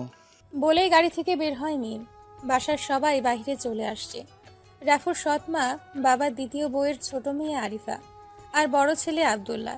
আব্দুল্লাহকে বন্ধু ভাবে সে, তাকে কখনো ভাই ভাবেনি রাফু। সৎ মা সবার সামনে, তার হাসি দেখলেও শরীর জ্বলে রাফুর। মিম তাকিয়ে আছে কালো বাইকের দিকে। কে স্পেশাল মানুষ? কালো কাপড়ে বাঁধা মুখ খোলেনি, তড়িঘড়ি করে বাসার ভেতরে প্রবেশ করে। বাবা, মানুষটা কে? এমন অদ্ভুতভাবে সেজেছে, তারপর বাসার ভিতরে ঢুকে যাচ্ছে। তুমি ভুল ভাবছো মা। ওর রাগ, ওর জিদ সহ্য করবে কিভাবে সেটাই ভাবছি। মানে? মিমের মাথায় কিছুই ঢুকছে না। রাফুর বাবা বলল, সেটা আজ 12 বছর পর এই বাসায় ঢুকছে না, শুধু তোমার জন্য। ধন্যবাদ মা। আজ সেটা আর কেউ না, রাফু নিজেই। মিমের কাছে সবকিছু গোলমেলে লাগছে, তবুও নতুন বউ হিসেবে কিছু বলতে পারছে না। বাড়ির সকল মানুষ আজ নতুন উৎসবে মেতেছে, মিমকে নিয়ে ব্যস্ত সবাই। এর মধ্যে রাফু এসে বলল, দেখুন আন্টি, আমি এখানে থাকতে আসিনি। মিমের শখ হয়েছে, আমার বাবার নিমন্ত্রণ গ্রহণ করে এসেছে বলেই এসেছি। রাফুর সৎ মায়ের মন কালো হয়ে গেছে। আনমনে বলল, 12 বছর পর এলে, একটু তোমার যত্ন নিতে দিও। আমি মায়ের জায়গা নিতে পারবো না, কিন্তু তুমি যে আমাকে আন্টি ডাকলে, সে অধিকার দিয়ে একটু। নতুন বউকে নিয়ে এসেছো। রাফুর দ্বিতীয় কথা বলার সুযোগ নেই। রুমে ফিরে যাচ্ছে রাফু। মিম বলল, মা, আমি একটু রুমটা দেখে আসি। আচ্ছা, যাও। রাফুর সৎ মা হলেও রাফুকে নিজের ছেলের মতোই ভাবছে, কিন্তু রাফু তাকে অবহেলা করছে। মিম রাফুর রুমে প্রবেশ করেই স্তব্ধ। দেয়ালের চারপাশে রাফুর মায়ের ছবি টাঙানো। মন খারাপ করে আছে রাফু। মিম পাশে বসে রাফুর। রাফু তখন বলে, আমার মা খুন হয়েছিল। শক্ত করে রাফুর কাঁধ চেপে ধরে মিম। হঠাৎ বাহিরে গোলাগুলির শব্দ। হামলা হয়েছে। চারদিকে হইচই বেঁধে গেছে। ধায় ধায় করে বুলেটের আঘাতে বাঁধ ভেঙে যাচ্ছে। শহীদ হাসানের বাড়ির গার্ডগুলো মাটিতে লুটিয়ে পড়ছে একে একে। মিমকে নিয়ে মাঝে জমে চলে আসে রাফু। আব্দুল্লাহ তার মায়ের সাথেই দাঁড়িয়ে। মিমকে ওর মায়ের সাথে যেতে বলে রুমের মূল দেওয়ালে ঝুলানো রাফুর মায়ের ছবি সরাতেই একটা গোলাকার সুইচ বেরিয়ে আসে। অবাক হয়ে তাকিয়ে আছে আব্দুল্লাহ। সে নিজেও জানে না এখানে কি ছিল। পিনকোড দিতেই কচকচ করে শব্দ হয় পেছন থেকে। দোতলায় ওঠা সিঁড়িটা ওপরে উঠে যায়। ভেতর থেকে বেরিয়ে আসে গুপ্তঘর। ঘরের সকল মেয়ে সদস্যদের ভেতরে পাঠানো হয়। সোফা সেটের নিচে সব অস্ত্র রাখা। আব্দুল্লাহ একটা স্নাইপার নেয়, রাফুর হাতে দেয় একটা। দোতলায় উঠে তাক করে দূর নিশানায়। অন্ধকার জগতের ছায়া আবার পড়ছে ওর দেহে। বাসার সামনের ভাগ থেকে হামলা করেছে তারা। প্ল্যানিং করায় দুর্বল বোঝা যাচ্ছে। এতক্ষণে শহীদ হাসানের গ্যাংয়ের সদস্যদের খবর হয়ে গেছে। হামলা হয়েছে বসের বাসায়। ছুটে আসছে তারা। রাফু আব্দুল্লাহকে বলল, আমাকে কাভার করিস। আমি নামলাম বলেই স্নাইপার রেখে একটা সাব মেশিন গান হাতে নিয়ে বেরিয়ে পড়ে। সামনে যা আসছে তছনছ করে ফেলছে। পেছনে আব্দুল্লাহ স্নাইপার দিয়ে কাভার করছে রাফুকে। হঠাৎ রাফুর মাথায় পিস্তল ঠেকিয়ে ধরে রাফুর দলের গার্ড একজন। হতবাক হয়ে যায় রাফু। সে গার্ড বলে, এতদিন তোর অপেক্ষায় ছিলাম। আব্দুল্লাহ গার্ডের দিকে স্নাইপার নিশানা তাক করতেই হাতের ইশারায় ওকে থামিয়ে দিল রাফু। গার্ড মোবাইল বের করে কাউকে ফোন করে বলল, বস, রাফুর মাথায় পিস্তল ঠেকিয়ে আছি, কত দিবেন ওর মাথার মূল্য? রাফু হাসছে। নিজের মাথার মূল্য নির্ধারণ করতে গিয়ে ভুলে গেছে সে কার মাথার দিকে পিস্তল তাক করিয়ে রাখছে। হাতের ইশারায় স্নাইপারের 4 ইঞ্চি বুলেট থেতলিয়ে গেছে গার্ডের মাথা। রক্তে মেখে গেছে রাফুর মুখ। ফোনটা হাতে নিয়েই রাফু বলল, রাফু বলছি, আমার মূল্য শুধু আমাকে দিয়েই মেটানো যাবে। তুই কোন দেশের আলুবে? ফোনের ওপাশ থেকে উত্তর আসে না। একটানে পানির গ্লাস শেষ করার শব্দ আসে। রাফু আবার বলল, আমার পরিবারের দিকে দ্বিতীয়বার যদি চোখ তুলে তাকিয়েছিস না, তোর চোখ তুলে তোর পেছনে ঢুকিয়ে দেব। মনে রাখিস, এই পরিবারের 2টো মাল পয়দা করে রাখছি শহীদ, তোদের মতো চুনুপুটি দেখে নেবার জন্য। বলতেই ফোন ডিসকানেক্ট হয়ে যায়। রাফুর দলের লোকগুলো ঘেরাও করে ফেলে তাদের। গোলাগুলি বন্ধ তখন। রাফুর বাবা উত্তেজিত কণ্ঠে বলতেছিল, কার এত বড় সাহস আমার পরিবারের উপরে হামলা করে? কার সাহস? মিম ঘাবড়ে আছে। বেসিনে মুখ ধুয়ে নেয় রাফু। মিমের হাতটা শক্ত করে ধরে আছে আব্দুল্লাহর মা। মিম, এদিকে এসো। ডাক দেয় রাফু। মিমের পাশে এসে দাঁড়াতেই রাফু বলল, দ্য ব্ল্যাক ড্রাগন পরিবার প্রতিষ্ঠাতা শহীদ আমার জন্মদাতা, মিসেস শহীদ তার পরিবার। দেওয়ালে ঝুলানো মায়ের ছবি দেখছো না? আমার গর্ভধারিণী মা। তাকে খুন করা হয়েছে তা তো বলেছিলাম তোমাকে, আজ সবার সামনে কথাটা বলি। রাপু, এসব কেন? রাফুর কথার মাঝে ওর বাবা কথা বলে ওঠে। সত্যিটা ওকে জানতে হবে। ওর সাথে বাকি জীবনটা কাটানো যে বাকি। তোমার মতো বউয়ের আঁচলে মুখ লুকিয়ে থাকার ছেলে আমি নই। রাফু কি বলছে এসব? চুপ করুন আন্টি, সত্যিটা আপনিও জানেন না, জানতে হবে আপনাদের। মনে আছে আন্টি, আপনার বাবা এক দুর্ঘটনায় মারা যায়? সেটা মিস্টার শহীদের গাড়ি ছিল, যেটা আপনার দুই ভাই বুঝতে পেরেছিল। তারা হামলা করে মিস্টার শহীদের উপরে। দুর্ভাগ্যবশত তার সাথে আমার মাও ছিল। তার কিছু হয়নি, আমার মায়ের দেহ দুখণ্ড হয়ে পড়েছিল রাস্তায়। কেউ এগিয়ে আসেনি। গাড়িতে বসে এসব ঘটনা নিজ চোখে দেখেছি। বয়স তখন আমার মাত্র 9 বছর ছিল, তাই কিছু করতে পারিনি। আমার কাছে যে তলোয়ার দুটো দেখেন না, এই দুটো দিয়েই আমি আপনার ভাইদের হত্যা করে আমার মায়ের প্রতিশোধ নিয়েছি। তলোয়ার দুটো আপনাদের কাছেই রাখুন, আপনাদের আমানত। আজ মিমের সামনে এসব বলছি কেন জানেন? মিমের সত্যিটা জানা দরকার। দ্বিতীয়বার এই নরকে আসার নাম যেন মুখে না আসে তার জন্য। আমি এই জগতের বাইরে চলে আসছি, শুধু মিমের জন্য এই বাসায় এসেছি। আল্লাহ হাফেজ। চলো মিম। মিমের হাতটা শক্ত করে ধরে রাফু। চোখ খোলা রেখে কালো কাপড়ে বেঁধে দেয় মুখ। বাহিরে শকুনিরা চেয়ে আছে কে বের হয় তা দেখার জন্য। যে বাইকে এসেছিল তাতেই চলে গেছে রাফু। লণ্ডভণ্ড হয়ে আছে চারদিকে। রাত তখন 2টো। মিমের চোখে আতঙ্ক।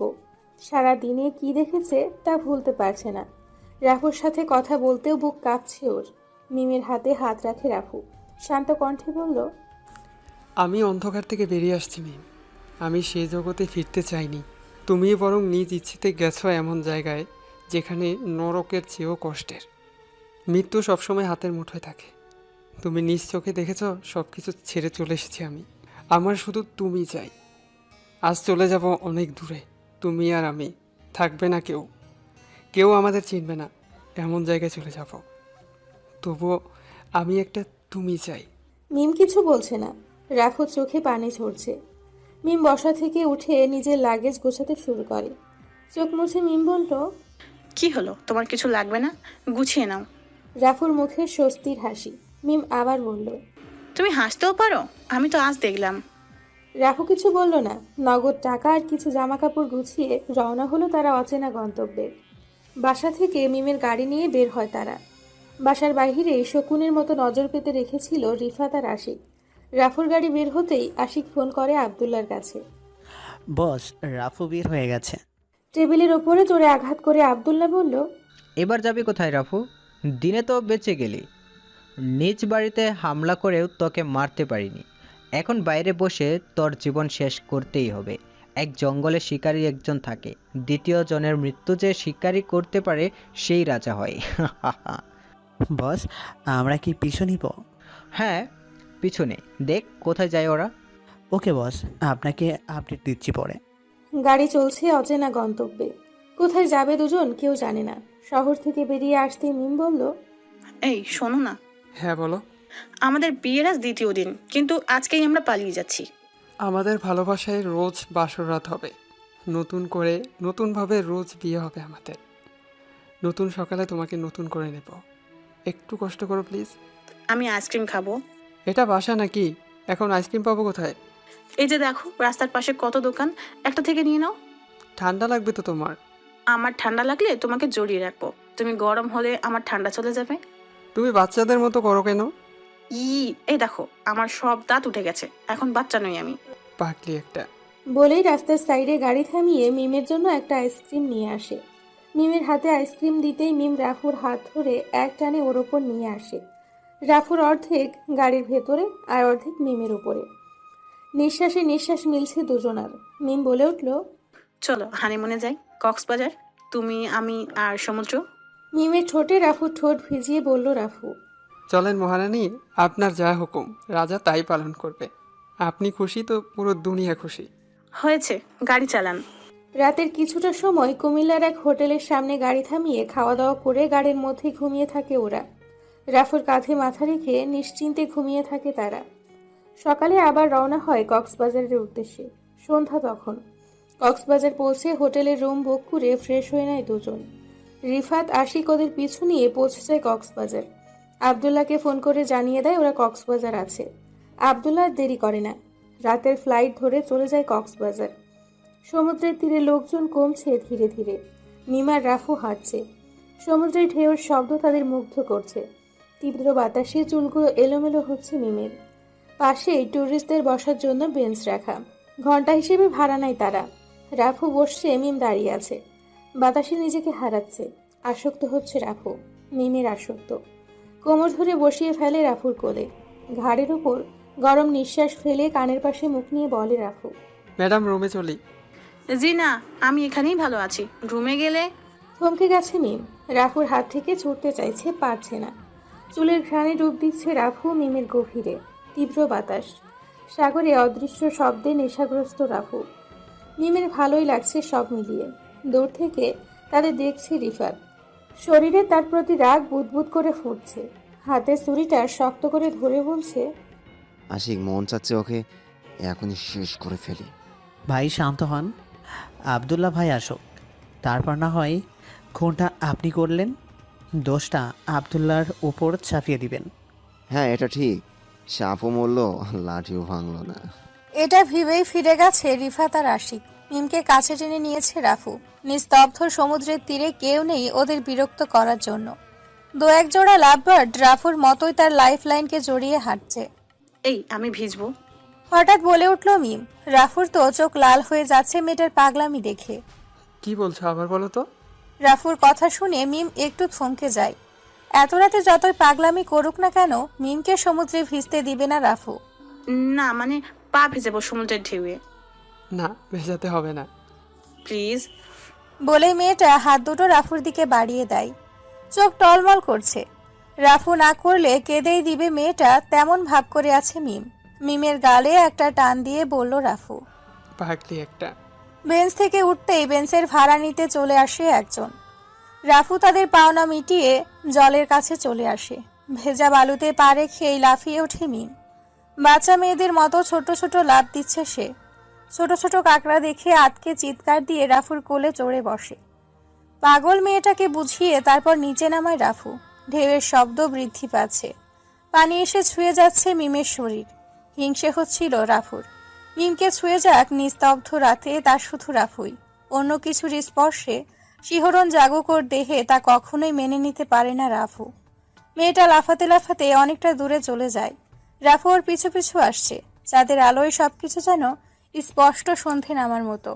হে সুন্দরী, ইস কি ফিগার মাইরি, চল রুম বুক করা আছে। কথাগুলো বলছে আর মিমের চারপাশে ঘুরঘুর করছে কয়েকটা ছেলে। মিম চারদিকে তাকাচ্ছে, দিশেহারা মিম। তাদের মধ্যে একটা ছেলে বলে উঠল, মামা ধর এখানে, আমাদের কেউ কিছু করতে পারবে না। বলতেই পেছন থেকে একটা ছেলে মিমকে ঝাপটে ধরে। শকুনের চাহনিতে চেয়ে আছে সামনে থাকা ছেলেগুলো। চিৎকার দিতে গিয়েও বাধা ঠেকে মুখ চেপে ধরে আরেকজন।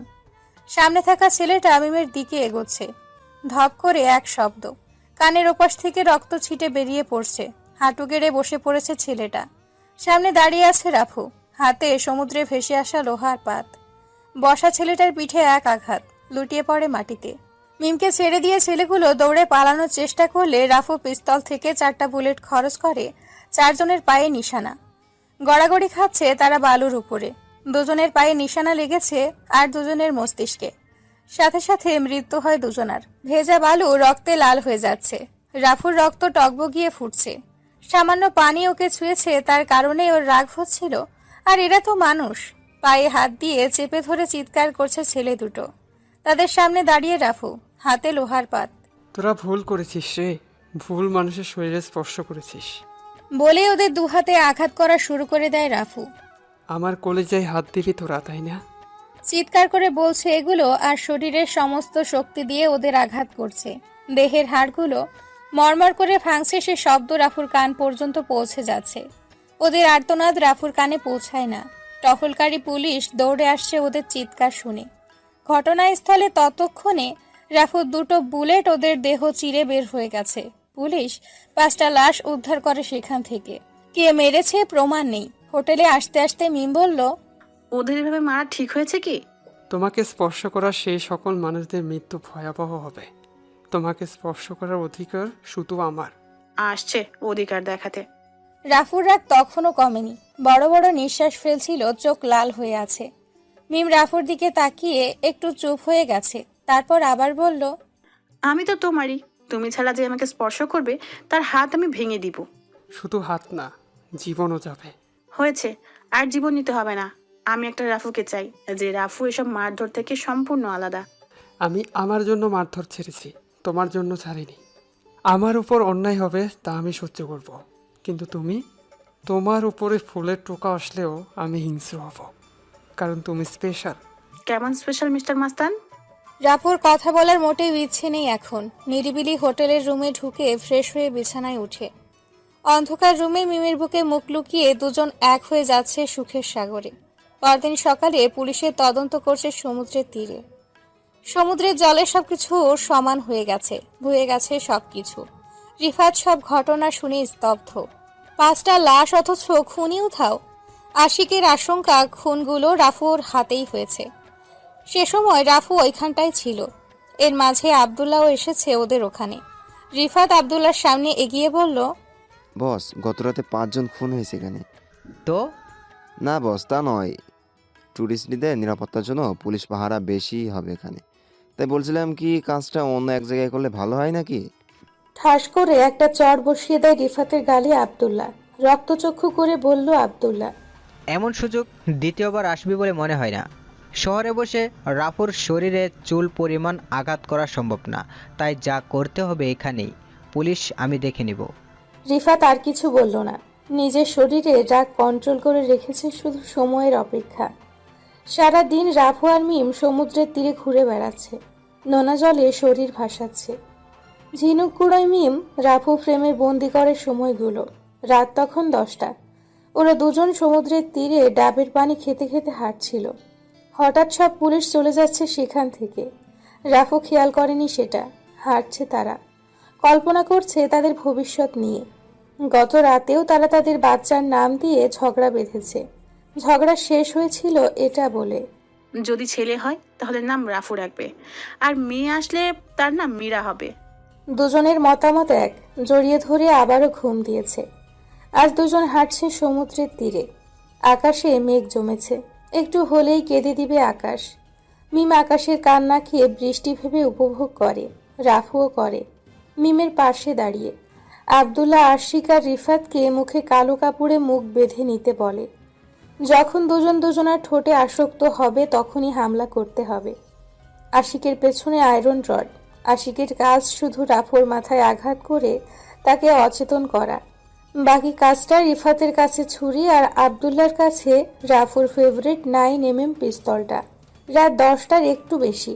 ডাবের জলে তৃষ্ণা মিটছে না রাফুর।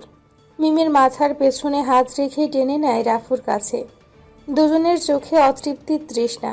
কোমল ঠোঁটে এক হতেই আশিকের হাতে থাকা আয়রন রডের আঘাতে বসে পড়ে রাফু। মাথা ফেটে রক্ত ঝরছে। ঘুরিয়ে আরেকটা আঘাত। চেয়ে আছে রাফু তাদের চেহারার দিকে। কালো অন্ধকার ছায়ার মতো লাগছে। মিম রাফুকে ধরতেই আশিক মিমকেও আঘাত করে। এক আঘাত। বালিতে লুটিয়ে পড়তেই কোনো রকম উঠে দাঁড়িয়েই আশিকের গলা টিপে ধরে। জিহ্বা বাহির করে ফেলে আশিক। রিফাতের কাছে থাকা ছুরিটা রাফুর ডান বুকে বসিয়ে দেয়।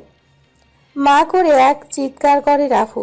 সমস্ত পৃথিবী অন্ধকার, গভীর ক্ষতের সৃষ্টি হয় বুকের ডান পাশে। ছুরিটা রাফুর হাতে নিয়ে অন্ধকারেই চালিয়ে দেয়। আঘাত করে আব্দুল্লাহর হাতে। চিনচিনিয়ে রক্ত ঝরছে ওর হাত থেকে, তবুও দাঁড়িয়ে রাফু। সবশেষ আব্দুল্লাহ রাফুর বুকের ডান পাশে তার পিস্তলের একটি বুলেট বুক চিরে ঢুকে যায়। লুটিয়ে পড়ে সমুদ্রের তীরে।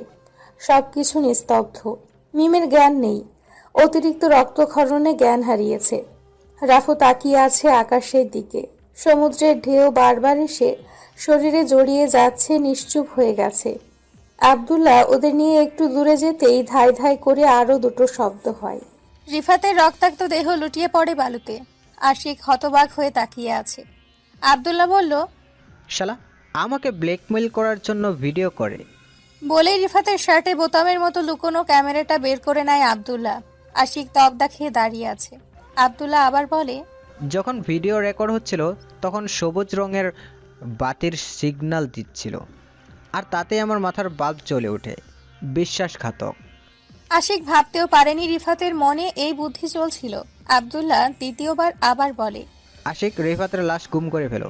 তোর অ্যাকাউন্টে পর্যন্ত পরিমাণে মাল পেয়ে যাবি। শুধু গ্যাংয়ের মধ্যে কথাটা ছড়িয়ে দিবি যে এক অ্যাক্সিডেন্টে রিফাতের হাত কেটে গেছে, আর ওই অ্যাক্সিডেন্টের পর রিফাতকে আর খুঁজে পাওয়া যাচ্ছে না। ব্যাস এইটুকুই। ওকে বস, আপনি যা বলবেন তাই হবে। চলে যায় আব্দুল্লাহ।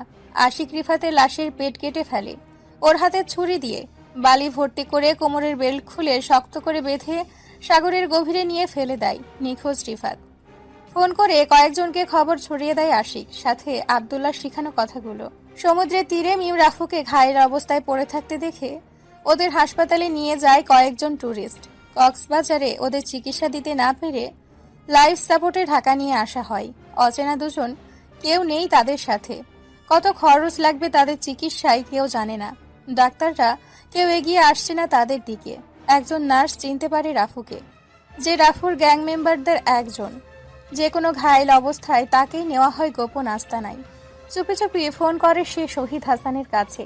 একদম ক্রিটিক্যাল অবস্থা রাফুর, নিঃশ্বাস চলছিল কোনো রকম কথা না ঘুরিয়ে সরাসরি সবকিছু খুলে পড়ে।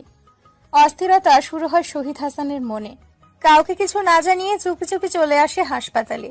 রাফুর মুখে অক্সিজেন লাগানো, নিঃশ্বাস নিতেও কষ্ট হচ্ছে। ডাক্তারি সকল রিপোর্টে সাইন করে শহীদ হাসান। পুলিশ তদন্তের জন্য আসলে শহীদ হাসানকে ওখানে দেখে সালাম দিয়ে চলে যায় তারা। কে আহত হয়েছে তা জানবার বিন্দুমাত্র আগ্রহ দেখায়নি তারা। রাফুর অপারেশন চলছে। মিমের অবস্থাও ততটাই দুর্বল। মাথায় আঘাত করায় রক্ত জমেছে সেখানে। অপারেশন করলেও কোমা যাওয়ার সম্ভাবনা 80%। দুজনের অপারেশন চলছে দুটো রুমে। শহীদ হাসান পাগলের মতো ছুটছে এদিক সেদিক। 18 ঘন্টা অপারেশন হয় রাফুর। এ যাত্রায় বেঁচে গেছে রাফু, কিন্তু সুস্থ হতে কমপক্ষে 6 মাস সময় লাগবে। এতদিন হাসপাতালে ভর্তি হয়ে থাকতে হবে তাকে। মিমের অপারেশন হয়েছে, ডাক্তাররা কিছু বলতে পারছে না ওর অবস্থা। লাইফ সাপোর্টে রাখা হয়েছে মিমকে। বাঁচা মরা এক এখন মিমের কাছে। সৃষ্টিকর্তা মিমের ভাগ্যে যা লিখে রেখেছেন তাই হবে। শহীদ হাসান গোপনে রাফু দেখাশোনার জন্য গ্যাংয়ের স্পেশাল একটা টিম তৈরি করে। সাধারণ নার্স ওয়ার্ড বয় হিসেবে হাসপাতালে ঘোরাফেরা করে রাফু নিরাপত্তার জন্য। রাফুর জ্ঞান ফিরে হাঁটতে চলতে পারছে না ও। বুকের ভেতর অসহ্য যন্ত্রণায় জ্ঞান হারায় বারবার। রাফুর তখন জ্ঞান ছিল। শহীদ হাসান রাফুর সামনে দাঁড়িয়ে। কঠিন মানুষটির চোখেও জল থই থই করছে। রাফু বলল, গ্যাংয়ের কেউ আমার সাথে বিশ্বাসঘাতকতা করেছে। আমি স্পষ্ট তাদের শরীরে ব্ল্যাক ড্রাগনের ট্যাটু দেখেছি। আঘাত করেছি তার শরীরে। তুই কি দেখেছিস তাদের? না, তাদের মুখে কালো কাপড় বাঁধা ছিল। কাউকে সন্দেহ করছিস? আমি কাউকে বিশ্বাস করি না, কিন্তু কারা এরা? তাহলে কিভাবে বের করবি তাদের? আমি নই, তুমি খোঁজ নাও। আমার উপরে যেদিন হামলা হয়েছিল সেদিন আশেপাশে কেউ আহত হয়েছে কিনা। হঠাৎ শহীদ হাসান থমকে যায়। কিছু না বলেই রাফুর সামনে থেকে বের হতে হতে বলছিল, আমি দেখব। শহীদ হাসানের চেহারায় বিষণ্ণের ছাপ। কেন জানি মনে হচ্ছে তার আপন কাউকে হারাতে চলেছে। দ্রুত বাসায় চলে আসে শহীদ হাসান। আব্দুল্লাহর শরীরে প্রচন্ড জ্বর, হাতে বড়সড় ব্যান্ডেজ লাগানো। শহীদ হাসান আব্দুল্লাহর সামনে এসে বলল, কাজটা কেন করলি তুই? ও তোর ভাই হয়, তুইও আমার ছেলে। এখন আমি কাকে বাঁচাই, নাকি নিজেই মরে যাই? রাফু কি বেঁচে আছে? আতকে ওঠে আব্দুল্লাহ। শহীদ হাসান নরম কণ্ঠে বলল, রাপু তোর কথা জানবে না, কিন্তু তুই যদি দ্বিতীয়বার রাপুর উপরে হামলা করিস তাহলে আমি ভুলে যাব তুই আমার ছেলে। রাফুর শরীরে ততটুকু শক্তি নেই। 1 দিন 2 দিন 7 দিন, পুরো 3 মাস কেটে যায় রাফুর। মিমের চোখ খোলে না, নিশ্চিন্তে ঘুমিয়ে আছে সে। টোল পড়া গালটা শুকিয়ে গেছে তার। রাফুর চোখে জল পড়তে পড়তে কালো আবরণ সৃষ্টি হয়েছে। এর মাঝে গ্যাংয়ের মধ্যে রিফাতের নিখোঁজ সংবাদ ছড়িয়ে গেছে। রাফুর কান পর্যন্ত পৌঁছেছে কথাটি। সে শুধু অপেক্ষা করছে সুস্থ হবার। মিমের কানে কানে রোজ বলতো রাফু, তোমার চোখ খোলার আগে সেই সব মানুষদের এমন নিকৃষ্ট মৃত্যু দিব যেন পৃথিবীর সমস্ত মানুষ তাদের লাশ থেকে আটকে ওঠে। প্রার্থনা করবে এমন মৃত্যু যেন তাদের না হয়। যতটা ভয়ানক মৃত্যু হয় তার চেয়ে বেশি ভয়ানক মৃত্যু দেব তাদের। নিঃশব্দে শুনে যায় মিম। অচেতন হয়ে পড়ে আছে, চোখ মেলছে না, কানে শুনছে কিনা তাও অজানা। মিমের লম্বা চুলগুলো কেটে ফেলেছে।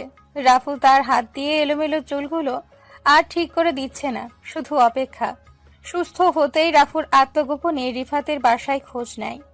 রিফাতের খোঁজ মেলেনি তাদের কাছে, শত চেষ্টা করেও বের করতে পারেনি রিফাতের খোঁজ। শুনেছে রিফাতের ছোট ভাই ভার্সিটিতে পড়ে, কিন্তু কে তার ভাই সেটা অজানা ছিল। রাফুর পরিচয় গোপন করে ভার্সিটিতে অ্যাডমিশন নিয়ে চলতে থাকে সময়। এক সময় বৃষ্টি থামে। মায়ের কবরের পাশে শুয়ে আছে রাফু, পাশেই আরেকটি নতুন কবর, সাইমার। হতাশ রাফু, কিভাবে তাদের বের করবে সেটাই ভাবনার বিষয়। হঠাৎ রাফুর মোবাইলে একটা ফোন আসে, সিম কোম্পানির অফিসিয়াল নাম্বার থেকে। চমকে ওঠে রাফু, উঠে দাঁড়ায়। বাসায় এসে জামা কাপড় চেঞ্জ করে চলে যায় সিম কোম্পানির অফিসে। রিফাত যে সিম ব্যবহার করেছে সেই অফিসে। একজন কর্মকর্তার কাছে এসে কিছু টাকা রাখে টেবিলের উপর আর বলে, স্যার, আমার একটা সিমের মালিকের খোঁজ করতে হবে, যদি সাহায্য করতেন। সে কর্মকর্তা নরম কণ্ঠে জবাব দিল, দুঃখিত স্যার, আমরা গ্রাহকের নিজস্ব তথ্য প্রকাশ করতে পারি না। অনুগ্রহ করে একটু দেখেন, খুব জরুরি ছিল। নরম কণ্ঠে কর্মকর্তা আবারও জবাব দিল, সরি স্যার। বলতেই রাফু সে কর্মকর্তার চেয়ারে লাথি মারে। ছিটকে পড়ে চেয়ার থেকে সে। ঘাড়ে হাত রেখে একটু বাকিয়ে বলতে লাগলো রাফু, শালা, তোর কানে কি কথা যায় না? ভদ্রভাবে বলছি, শুনছিস না?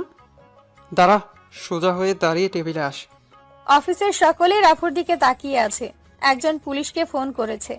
রাফুর পেছনে গুজে রাখা পিস্তলটা টেবিলের ওপর রাখতেই থরথর করে কাঁপতে শুরু করে সেখানকার কর্মকর্তারা।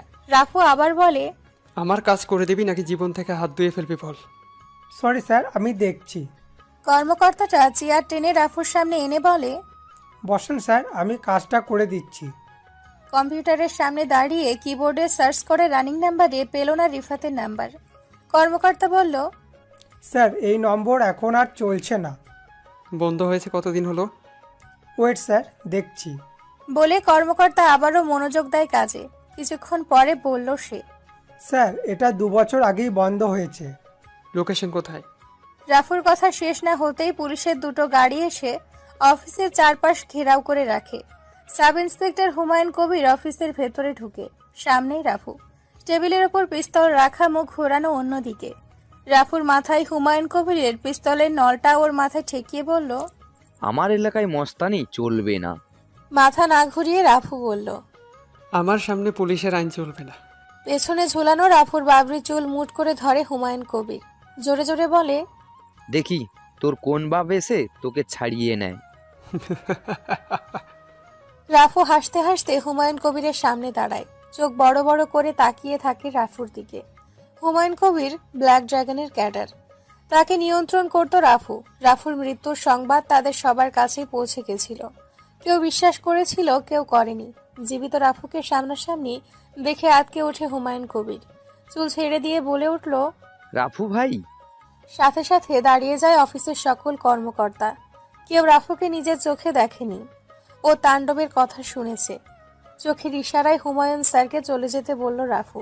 মুহূর্তেই সবকিছু খালি করে চলে গেছে তারা। রাফুর পিস্তলটা এখনো টেবিলের ওপর। কর্মকর্তা বলল, স্যার, কক্সবাজারে এই নম্বরটি শেষবারের মতো বন্ধ হয়েছে। তবে বন্ধ হবার 2 ঘন্টা আগে একটা নাম্বারে ফোন করেছিল সে। কার নাম্বার ছিল সেটা? জি স্যার, আশিক নামে রেজিস্ট্রেশন করা আছে আমাদের ফাইলে। তার ছবি, অ্যাড্রেস? বুঝেছি স্যার। বলেই সে কর্মকর্তা রাফুর হাতে একটি প্রিন্ট কপি বের করে দেয়। আশিকের ছবি আর ন্যাশনাল কার্ডের যে অ্যাড্রেস সেটা। পিস্তলটা নিয়ে রাফু বের হয়ে যায় সেখান থেকে। আশিকের ছবি কাগজ থেকে মোবাইলে তুলে নেয় রাফু। রিয়াজের কাছে সেন্ড করে সেটা। রিয়াজ রিপ্লাই করে, এটা তো আশিক বস। ওকে আমার দরকার। কিন্তু বস, আশিক তো আজ দেশ ছেড়ে যাচ্ছে। কি? কখন, কোন দেশে যাচ্ছে? মালয়েশিয়া যাচ্ছে আজ সন্ধ্যার ফ্লাইটে। আশিক এখন কোথায়? গুলশান 13 নম্বর সেক্টরে আছে বস। ওকে। বলে ফোন রাখে রাফু। রিয়াজ ব্ল্যাক ড্রাগনের চতুর্থ কন্ট্রোলার। 1000 ক্যাডেট ওর আওতায় কাজ করে। আব্দুল্লাহ আর রাফু ব্ল্যাক ড্রাগনের চিফ কন্ট্রোলার। রিয়াজের মতো 7 জন কন্ট্রোলার আছে ব্ল্যাক ড্রাগনের। মোট 7000 ক্যাডেট। যে কোনো দুর্গম মুহূর্তে গড়িয়ে দিতে পারে ড্রাগন, কিন্তু যখন পেছন থেকে হামলা হয় তখন এই 7,000 অসহায় হয়ে পড়ে শতজনের কাছে। রাফু একাই 20 জন ক্যাডেটের সমান, তবুও 3 জন তাকে ঘায়েল করে। পেছন থেকে পিঁপড়াও বাঘের সমান গর্জন করে, আঘাত হানে। আশিক গুলশানের 13 নম্বর সেক্টর থেকে বের হয়, কাঁধে ব্যাগ, হাতে পাসপোর্ট আর ভিসা। সামনেই দাঁড় করানো গাড়ি, দরজা টেনে ভেতরে ঢুকে আশিক বলল, এয়ারপোর্ট চল। ক্লোরোফর্ম চেপে ধরতেই জ্ঞান হারায় আশিক। ড্রাইভারের সিটে বসে আছে রাফু। যখন জ্ঞান ফিরে আশিকের, তখন নিজেকে একটি কাঠের চেয়ারে বাঁধা পায়, 4 হাত পা বাঁধা। সামনেই বসে আছে রাফু। রিফাত কোথায়? গম্ভীর সুরে জিজ্ঞেস করলো রাফু। ঠোঁট কেটে রক্ত মুখের ভেতরে প্রবেশ করছে আশিকের। থু করে মুখের ময়লা ফেলে আশিক বলল, মেরে দিয়েছি। বলতেই রাফু আশিকের মুখে এক আঘাত করে।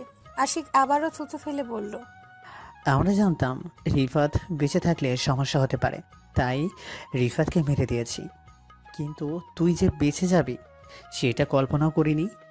তোর কলিজা কি দিয়ে তৈরি রে? আশিকের মুখে তুই তুকারি শুনে রাফুর মস্তিষ্কে জ্বালাতন শুরু করছে। আশিকের সামনে ছোট একটা টেবিল এনে তার উপর প্লাস, ছুরি, হাতুড়ি আর পিস্তল রাখে। তারপর রাফু বলল, কিভাবে তোর মৃত্যু চাস বল। আশিক হাসে, অট্ট হাসি হাসে, চিৎকার করে বলে, আমি জানি রাফু, তুই আমাকে এমনি এমনি মৃত্যু দিবি না, তাই তোর কাছে সহজভাবে মরতে চাওয়ার ভিক্ষা করার মতো ছেলে আমি নই। বাহ বাহ বলে হাতে তালি বাজায় রাফু। ছেলেটার সাহসের প্রশংসা না করে পারছে না রাফু। প্লাসটা হাতে নিয়ে আশিকের আঙুলের নখগুলো টেনে তুলে ফেলে। আশিকের চিৎকারে মাথা ঘুরে যায় রাফুর। বদ্ধ রুমের দেয়ালে ওর চিৎকার ধাক্কা খেয়ে বারবার এসে কানে লাগছে। কাঁচা নখগুলো টেবিলের ওপর তুলে রাখে। আশিকের চোখে রক্ত জমেছে। রাফু বলল, রিফাত কোথায়?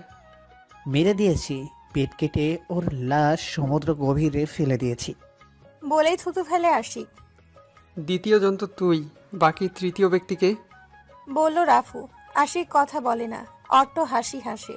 রাফুর কানে হাসির শব্দ বিষাদের মতো বাজে। হাতুড়ি দিয়ে পিটিয়ে ওর আঙ্গুলগুলো থেতলিয়ে দিচ্ছে। আশিকের চিৎকারের সাথে মুখ থেকে রক্ত ঝরছে, তবুও বলছে না তৃতীয় ব্যক্তির নাম। শুধু বলছে, কাপুরুষের মতো কষ্ট দিস কেন? মারতে হলে একেবারেই মেরে ফেল। রাফু শুনছে না ওর কথা। ছুরি দিয়ে আশিকের হাতের চামড়া খুলে ফেলছে। ফিনকি দিয়ে রক্ত ঝরছে সমস্ত শরীর বেয়ে। ব্যথায় আশিক জ্ঞান হারিয়েছে, তবুও তৃতীয় ব্যক্তির নাম বলল না আশিক। জ্ঞান ফিরতে আশিকের সামনে বসে থাকা রাফুকে দেখে। মৃত্যুর ভয়ে আটকে উঠে ও। 2 হাতে এতটাই যন্ত্রণা করছে যা এখন তার হাত আছে কি না সে অনুভূতিও নেই। টেবিলের ওপর বিরিয়ানি রাখা। রাফু বলল, নে এগুলো খেয়ে নে। আশিকের পেটে প্রচণ্ড খিদে, 2 দিন কিচ্ছু খায়নি। হাত বাঁধা অবস্থায় ঝাঁপিয়ে পড়ে বিরিয়ানির ওপর। নাকমুখ বিরিয়ানির প্লেটের ওপর পিছে চেয়ার বাঁধা। আশিক খাওয়ার জন্য উদ্বিগ্ন হয়নি। একমুখ বিরিয়ানি মুখে নিয়ে গলায় আটকেছে।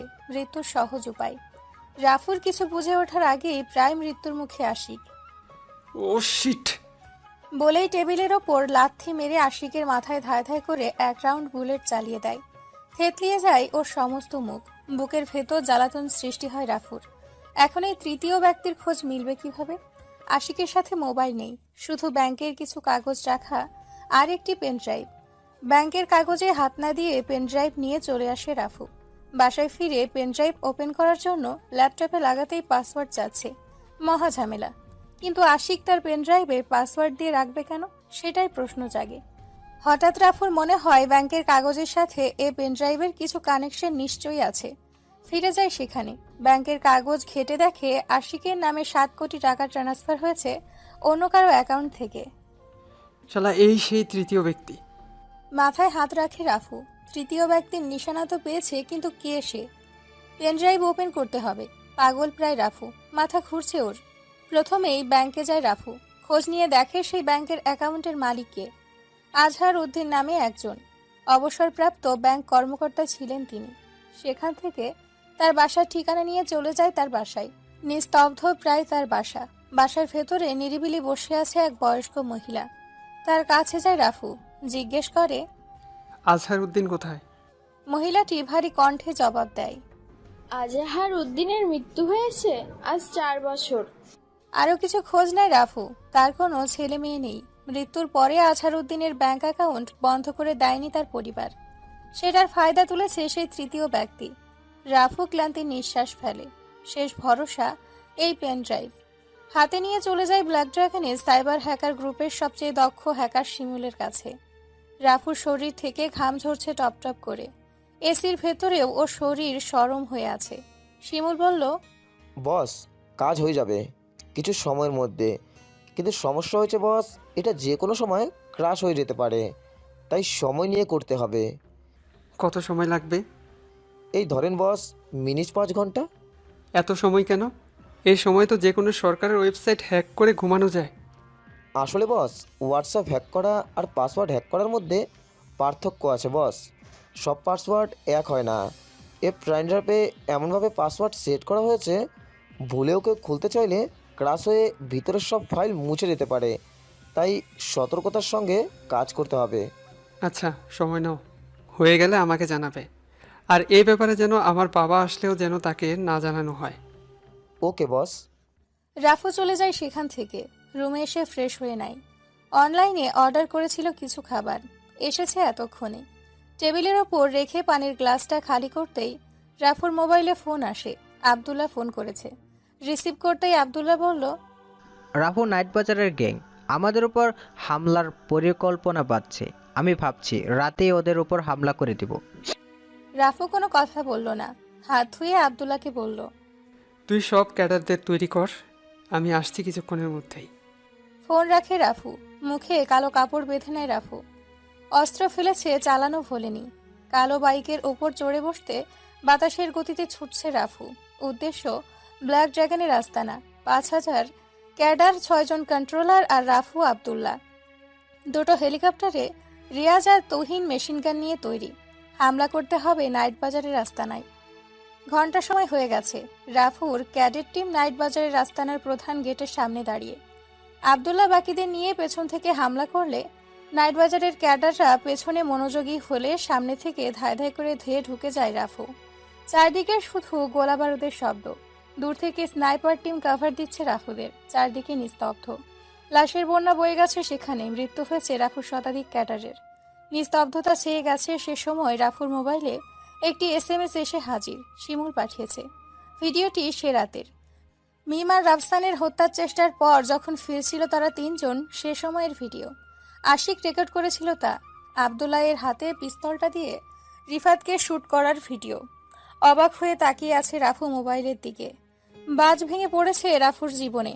আব্দুল্লাহ, তাকে কখনো কল্পনাও করেনি রাফু। সামনেই দাঁড়িয়ে আছে আব্দুল্লাহ, কয়েক কদম দূরে, হাতে মার্ক 40 নিয়ে আবিরের দিকে এগোচ্ছে। রাফু আব্দুল্লাহর দিকে তাকাতে তাকাতেই আবিরের আস্তানায় ঢুকে যায়। আবির শুধু একাই বেঁচে আছে সেখানে। আব্দুল্লাহ বলতে লাগলো, কিরে আবির, তোর চুচো ক্যাডারগুলো তো মিশে গেছে মাটিতে। এমন শক্তি দিয়ে আমাদের উপর হামলা করবি ভেবেছিস? করে হেসেই রাফুর কান বরাবর আঘাত করে আব্দুল্লাহ। তবদা খেয়ে শুয়ে পড়ে রাফু। আবির আর আব্দুল্লাহ রাফুকে একটি চেয়ারে বসিয়ে বেঁধে ফেলে। আব্দুল্লাহর চাল ছিল রাফুর মনোযোগ ঘোরানোর, তাই কথাগুলো বলেই রাফুকে আঘাত করে। সামনে দাঁড়িয়ে আছে আব্দুল্লাহ। নিজের মাথায় চড় দিতে দিতে বলতে থাকে, শালা, তোর তো কপাল ভালো। কি জিনিস মাইরে তুই! আমার বাবাকেও মারলি তুই 14 বছর বয়সে। তোর বাবা তো আমার আপন বাবা না রে রাফু। তুই যাদের তোর মায়ের হত্যার জন্য মেরেছিস, সেখানে আমার বাবা ছিল একজন। তোর বাবা করুণা হিসেবেই আমার মাকে বিয়ে করেছিল। আমি ভুলিনি রাফু। তোর সেদিন বাসায় এসে সত্যি বলার পরে তোকে মেরে ফেলার ক্ষোভ জন্মায়। পারিনি তোকে সামনাসামনি মারতে।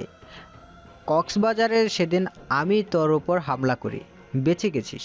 শালা আশিকও ধোকাবাজি করলো। সিয়ামকে যেদিন মেরেছে সেদিন তোকে মারার জন্য ওকে পাঠিয়েছিলাম, তাতেও কাজ হয়নি। ব্ল্যাকমেল করা শুরু করে দেয় সেও। এই যে আবিরকে দেখছিস, নাইট বাজার নামক গ্যাং, এটার সৃষ্টিকারীও আমি, শুধু তোকে মারার জন্য। শহীদ তোর বাবা বলেছিল, আমি তোকে যদি মেরে ফেলি তাহলে সে আমাকে মেরে ফেলবে আর তার সমস্ত সম্পত্তি দান করে যাবে। তখনই সৃষ্টি করে নাইট বাজারকে। আজ তুই মরবি, নাম হবে আবিরের। খুন হয়েছিস আবিরের হাতে। ভালো থাকিস ভাই। রাফু কথাগুলো শুনছে চেয়ারে বসে, কানের পাশ বেয়ে ফিনকি দিয়ে রক্ত ঝরছে। হাতের ফোনটা মাটিতে পড়ে গেছে রাফুর। ডিসকানেক্টেড হয়েছে শহীদ হাসানের ফোন কল। শহীদ হাসান ফোনের ওপাশ থেকে আব্দুল্লাহর সব কথাই শুনেছে। ছুটে আসছে আবিরের আস্তানার দিকে। আবিরের দুপায়ে দুটো বুলেটের আঘাত করে আব্দুল্লাহ। লুটিয়ে পড়ে মাটিতে আবির। আবিরের বুকে টাইম বোম সেট করা। অন করে আব্দুল্লাহ 10 মিনিটে ফেটে যাবে বোম। সবকিছু মাটিতে মিশে যাবে।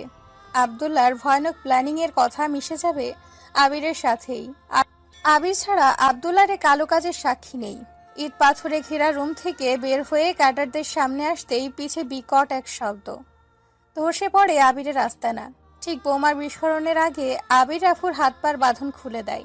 পেছন থেকে সরে যায় রাফু। মৃত্যু হয় শুধু আবিরের।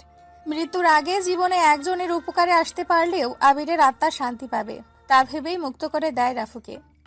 হাঁপাতে হাঁপাতে এসে দাঁড়ায় শহীদ। সামনেই আগুন জ্বলছে দাউ দাউ করে। চোখ বেয়ে জল গড়িয়ে পড়ছে শহীদ হাসানের। আব্দুল্লাহ শহীদ হাসানের সামনে এসে দাঁড়িয়ে মিথ্যে চোখের জল ফেলে বলতে লাগলো, বাবা, আমি রাফুকে বাঁচাতে। ধায় ধায় করে দুটো শব্দ। বুলেটের আঘাত ছেদ করেছে আব্দুল্লাহর মুখ আর বুকের এপাশ ওপাশ। শহীদ হাসান বলল, নাজায়েজ সন্তানের ছেলে ঠিকই নাজায়েজে হয়। হাসপাতালে মিম চোখ খুলে চোখ বেয়ে জল গড়িয়ে পড়ছে অচেনা কারণে। মুখে কথা বলতে পারে না মিম, নয়তো চিৎকার করে বলতো, আমার রাফু আজ ভালো নেই। 7 বছর পর আরিফা কলেজ ট্রিপে কক্সবাজার আসে। সারাদিন ঘুরে ঘুরে সমুদ্রে নোনা জলে গা ভাসিয়ে ভেসে বেড়ায় অচেনা মায়ায়। দূর থেকে দাঁড়িয়ে আরিফার দিকে তাকিয়ে আছে আদি, আরিফার বয়ফ্রেন্ড। সন্ধ্যা নামতেই আরিফার কোমরে হাত রেখে হেঁটে চলছিল সাগর পাড়ে। ধূসর মেঘ আকাশে উড়ে বেড়াচ্ছে। সামনেই দুজন প্রেমিক প্রেমিকা দাঁড়িয়ে। ছোট্ট ছোট্ট আলোর ভেলা সাগরে ঢেউয়ের সাথে ছেড়ে দিচ্ছে। ছোট্ট একটা বাচ্চা তা দেখে হাতে তালি দিয়ে বলছে, আম্মু আম্মু কি সুন্দর না।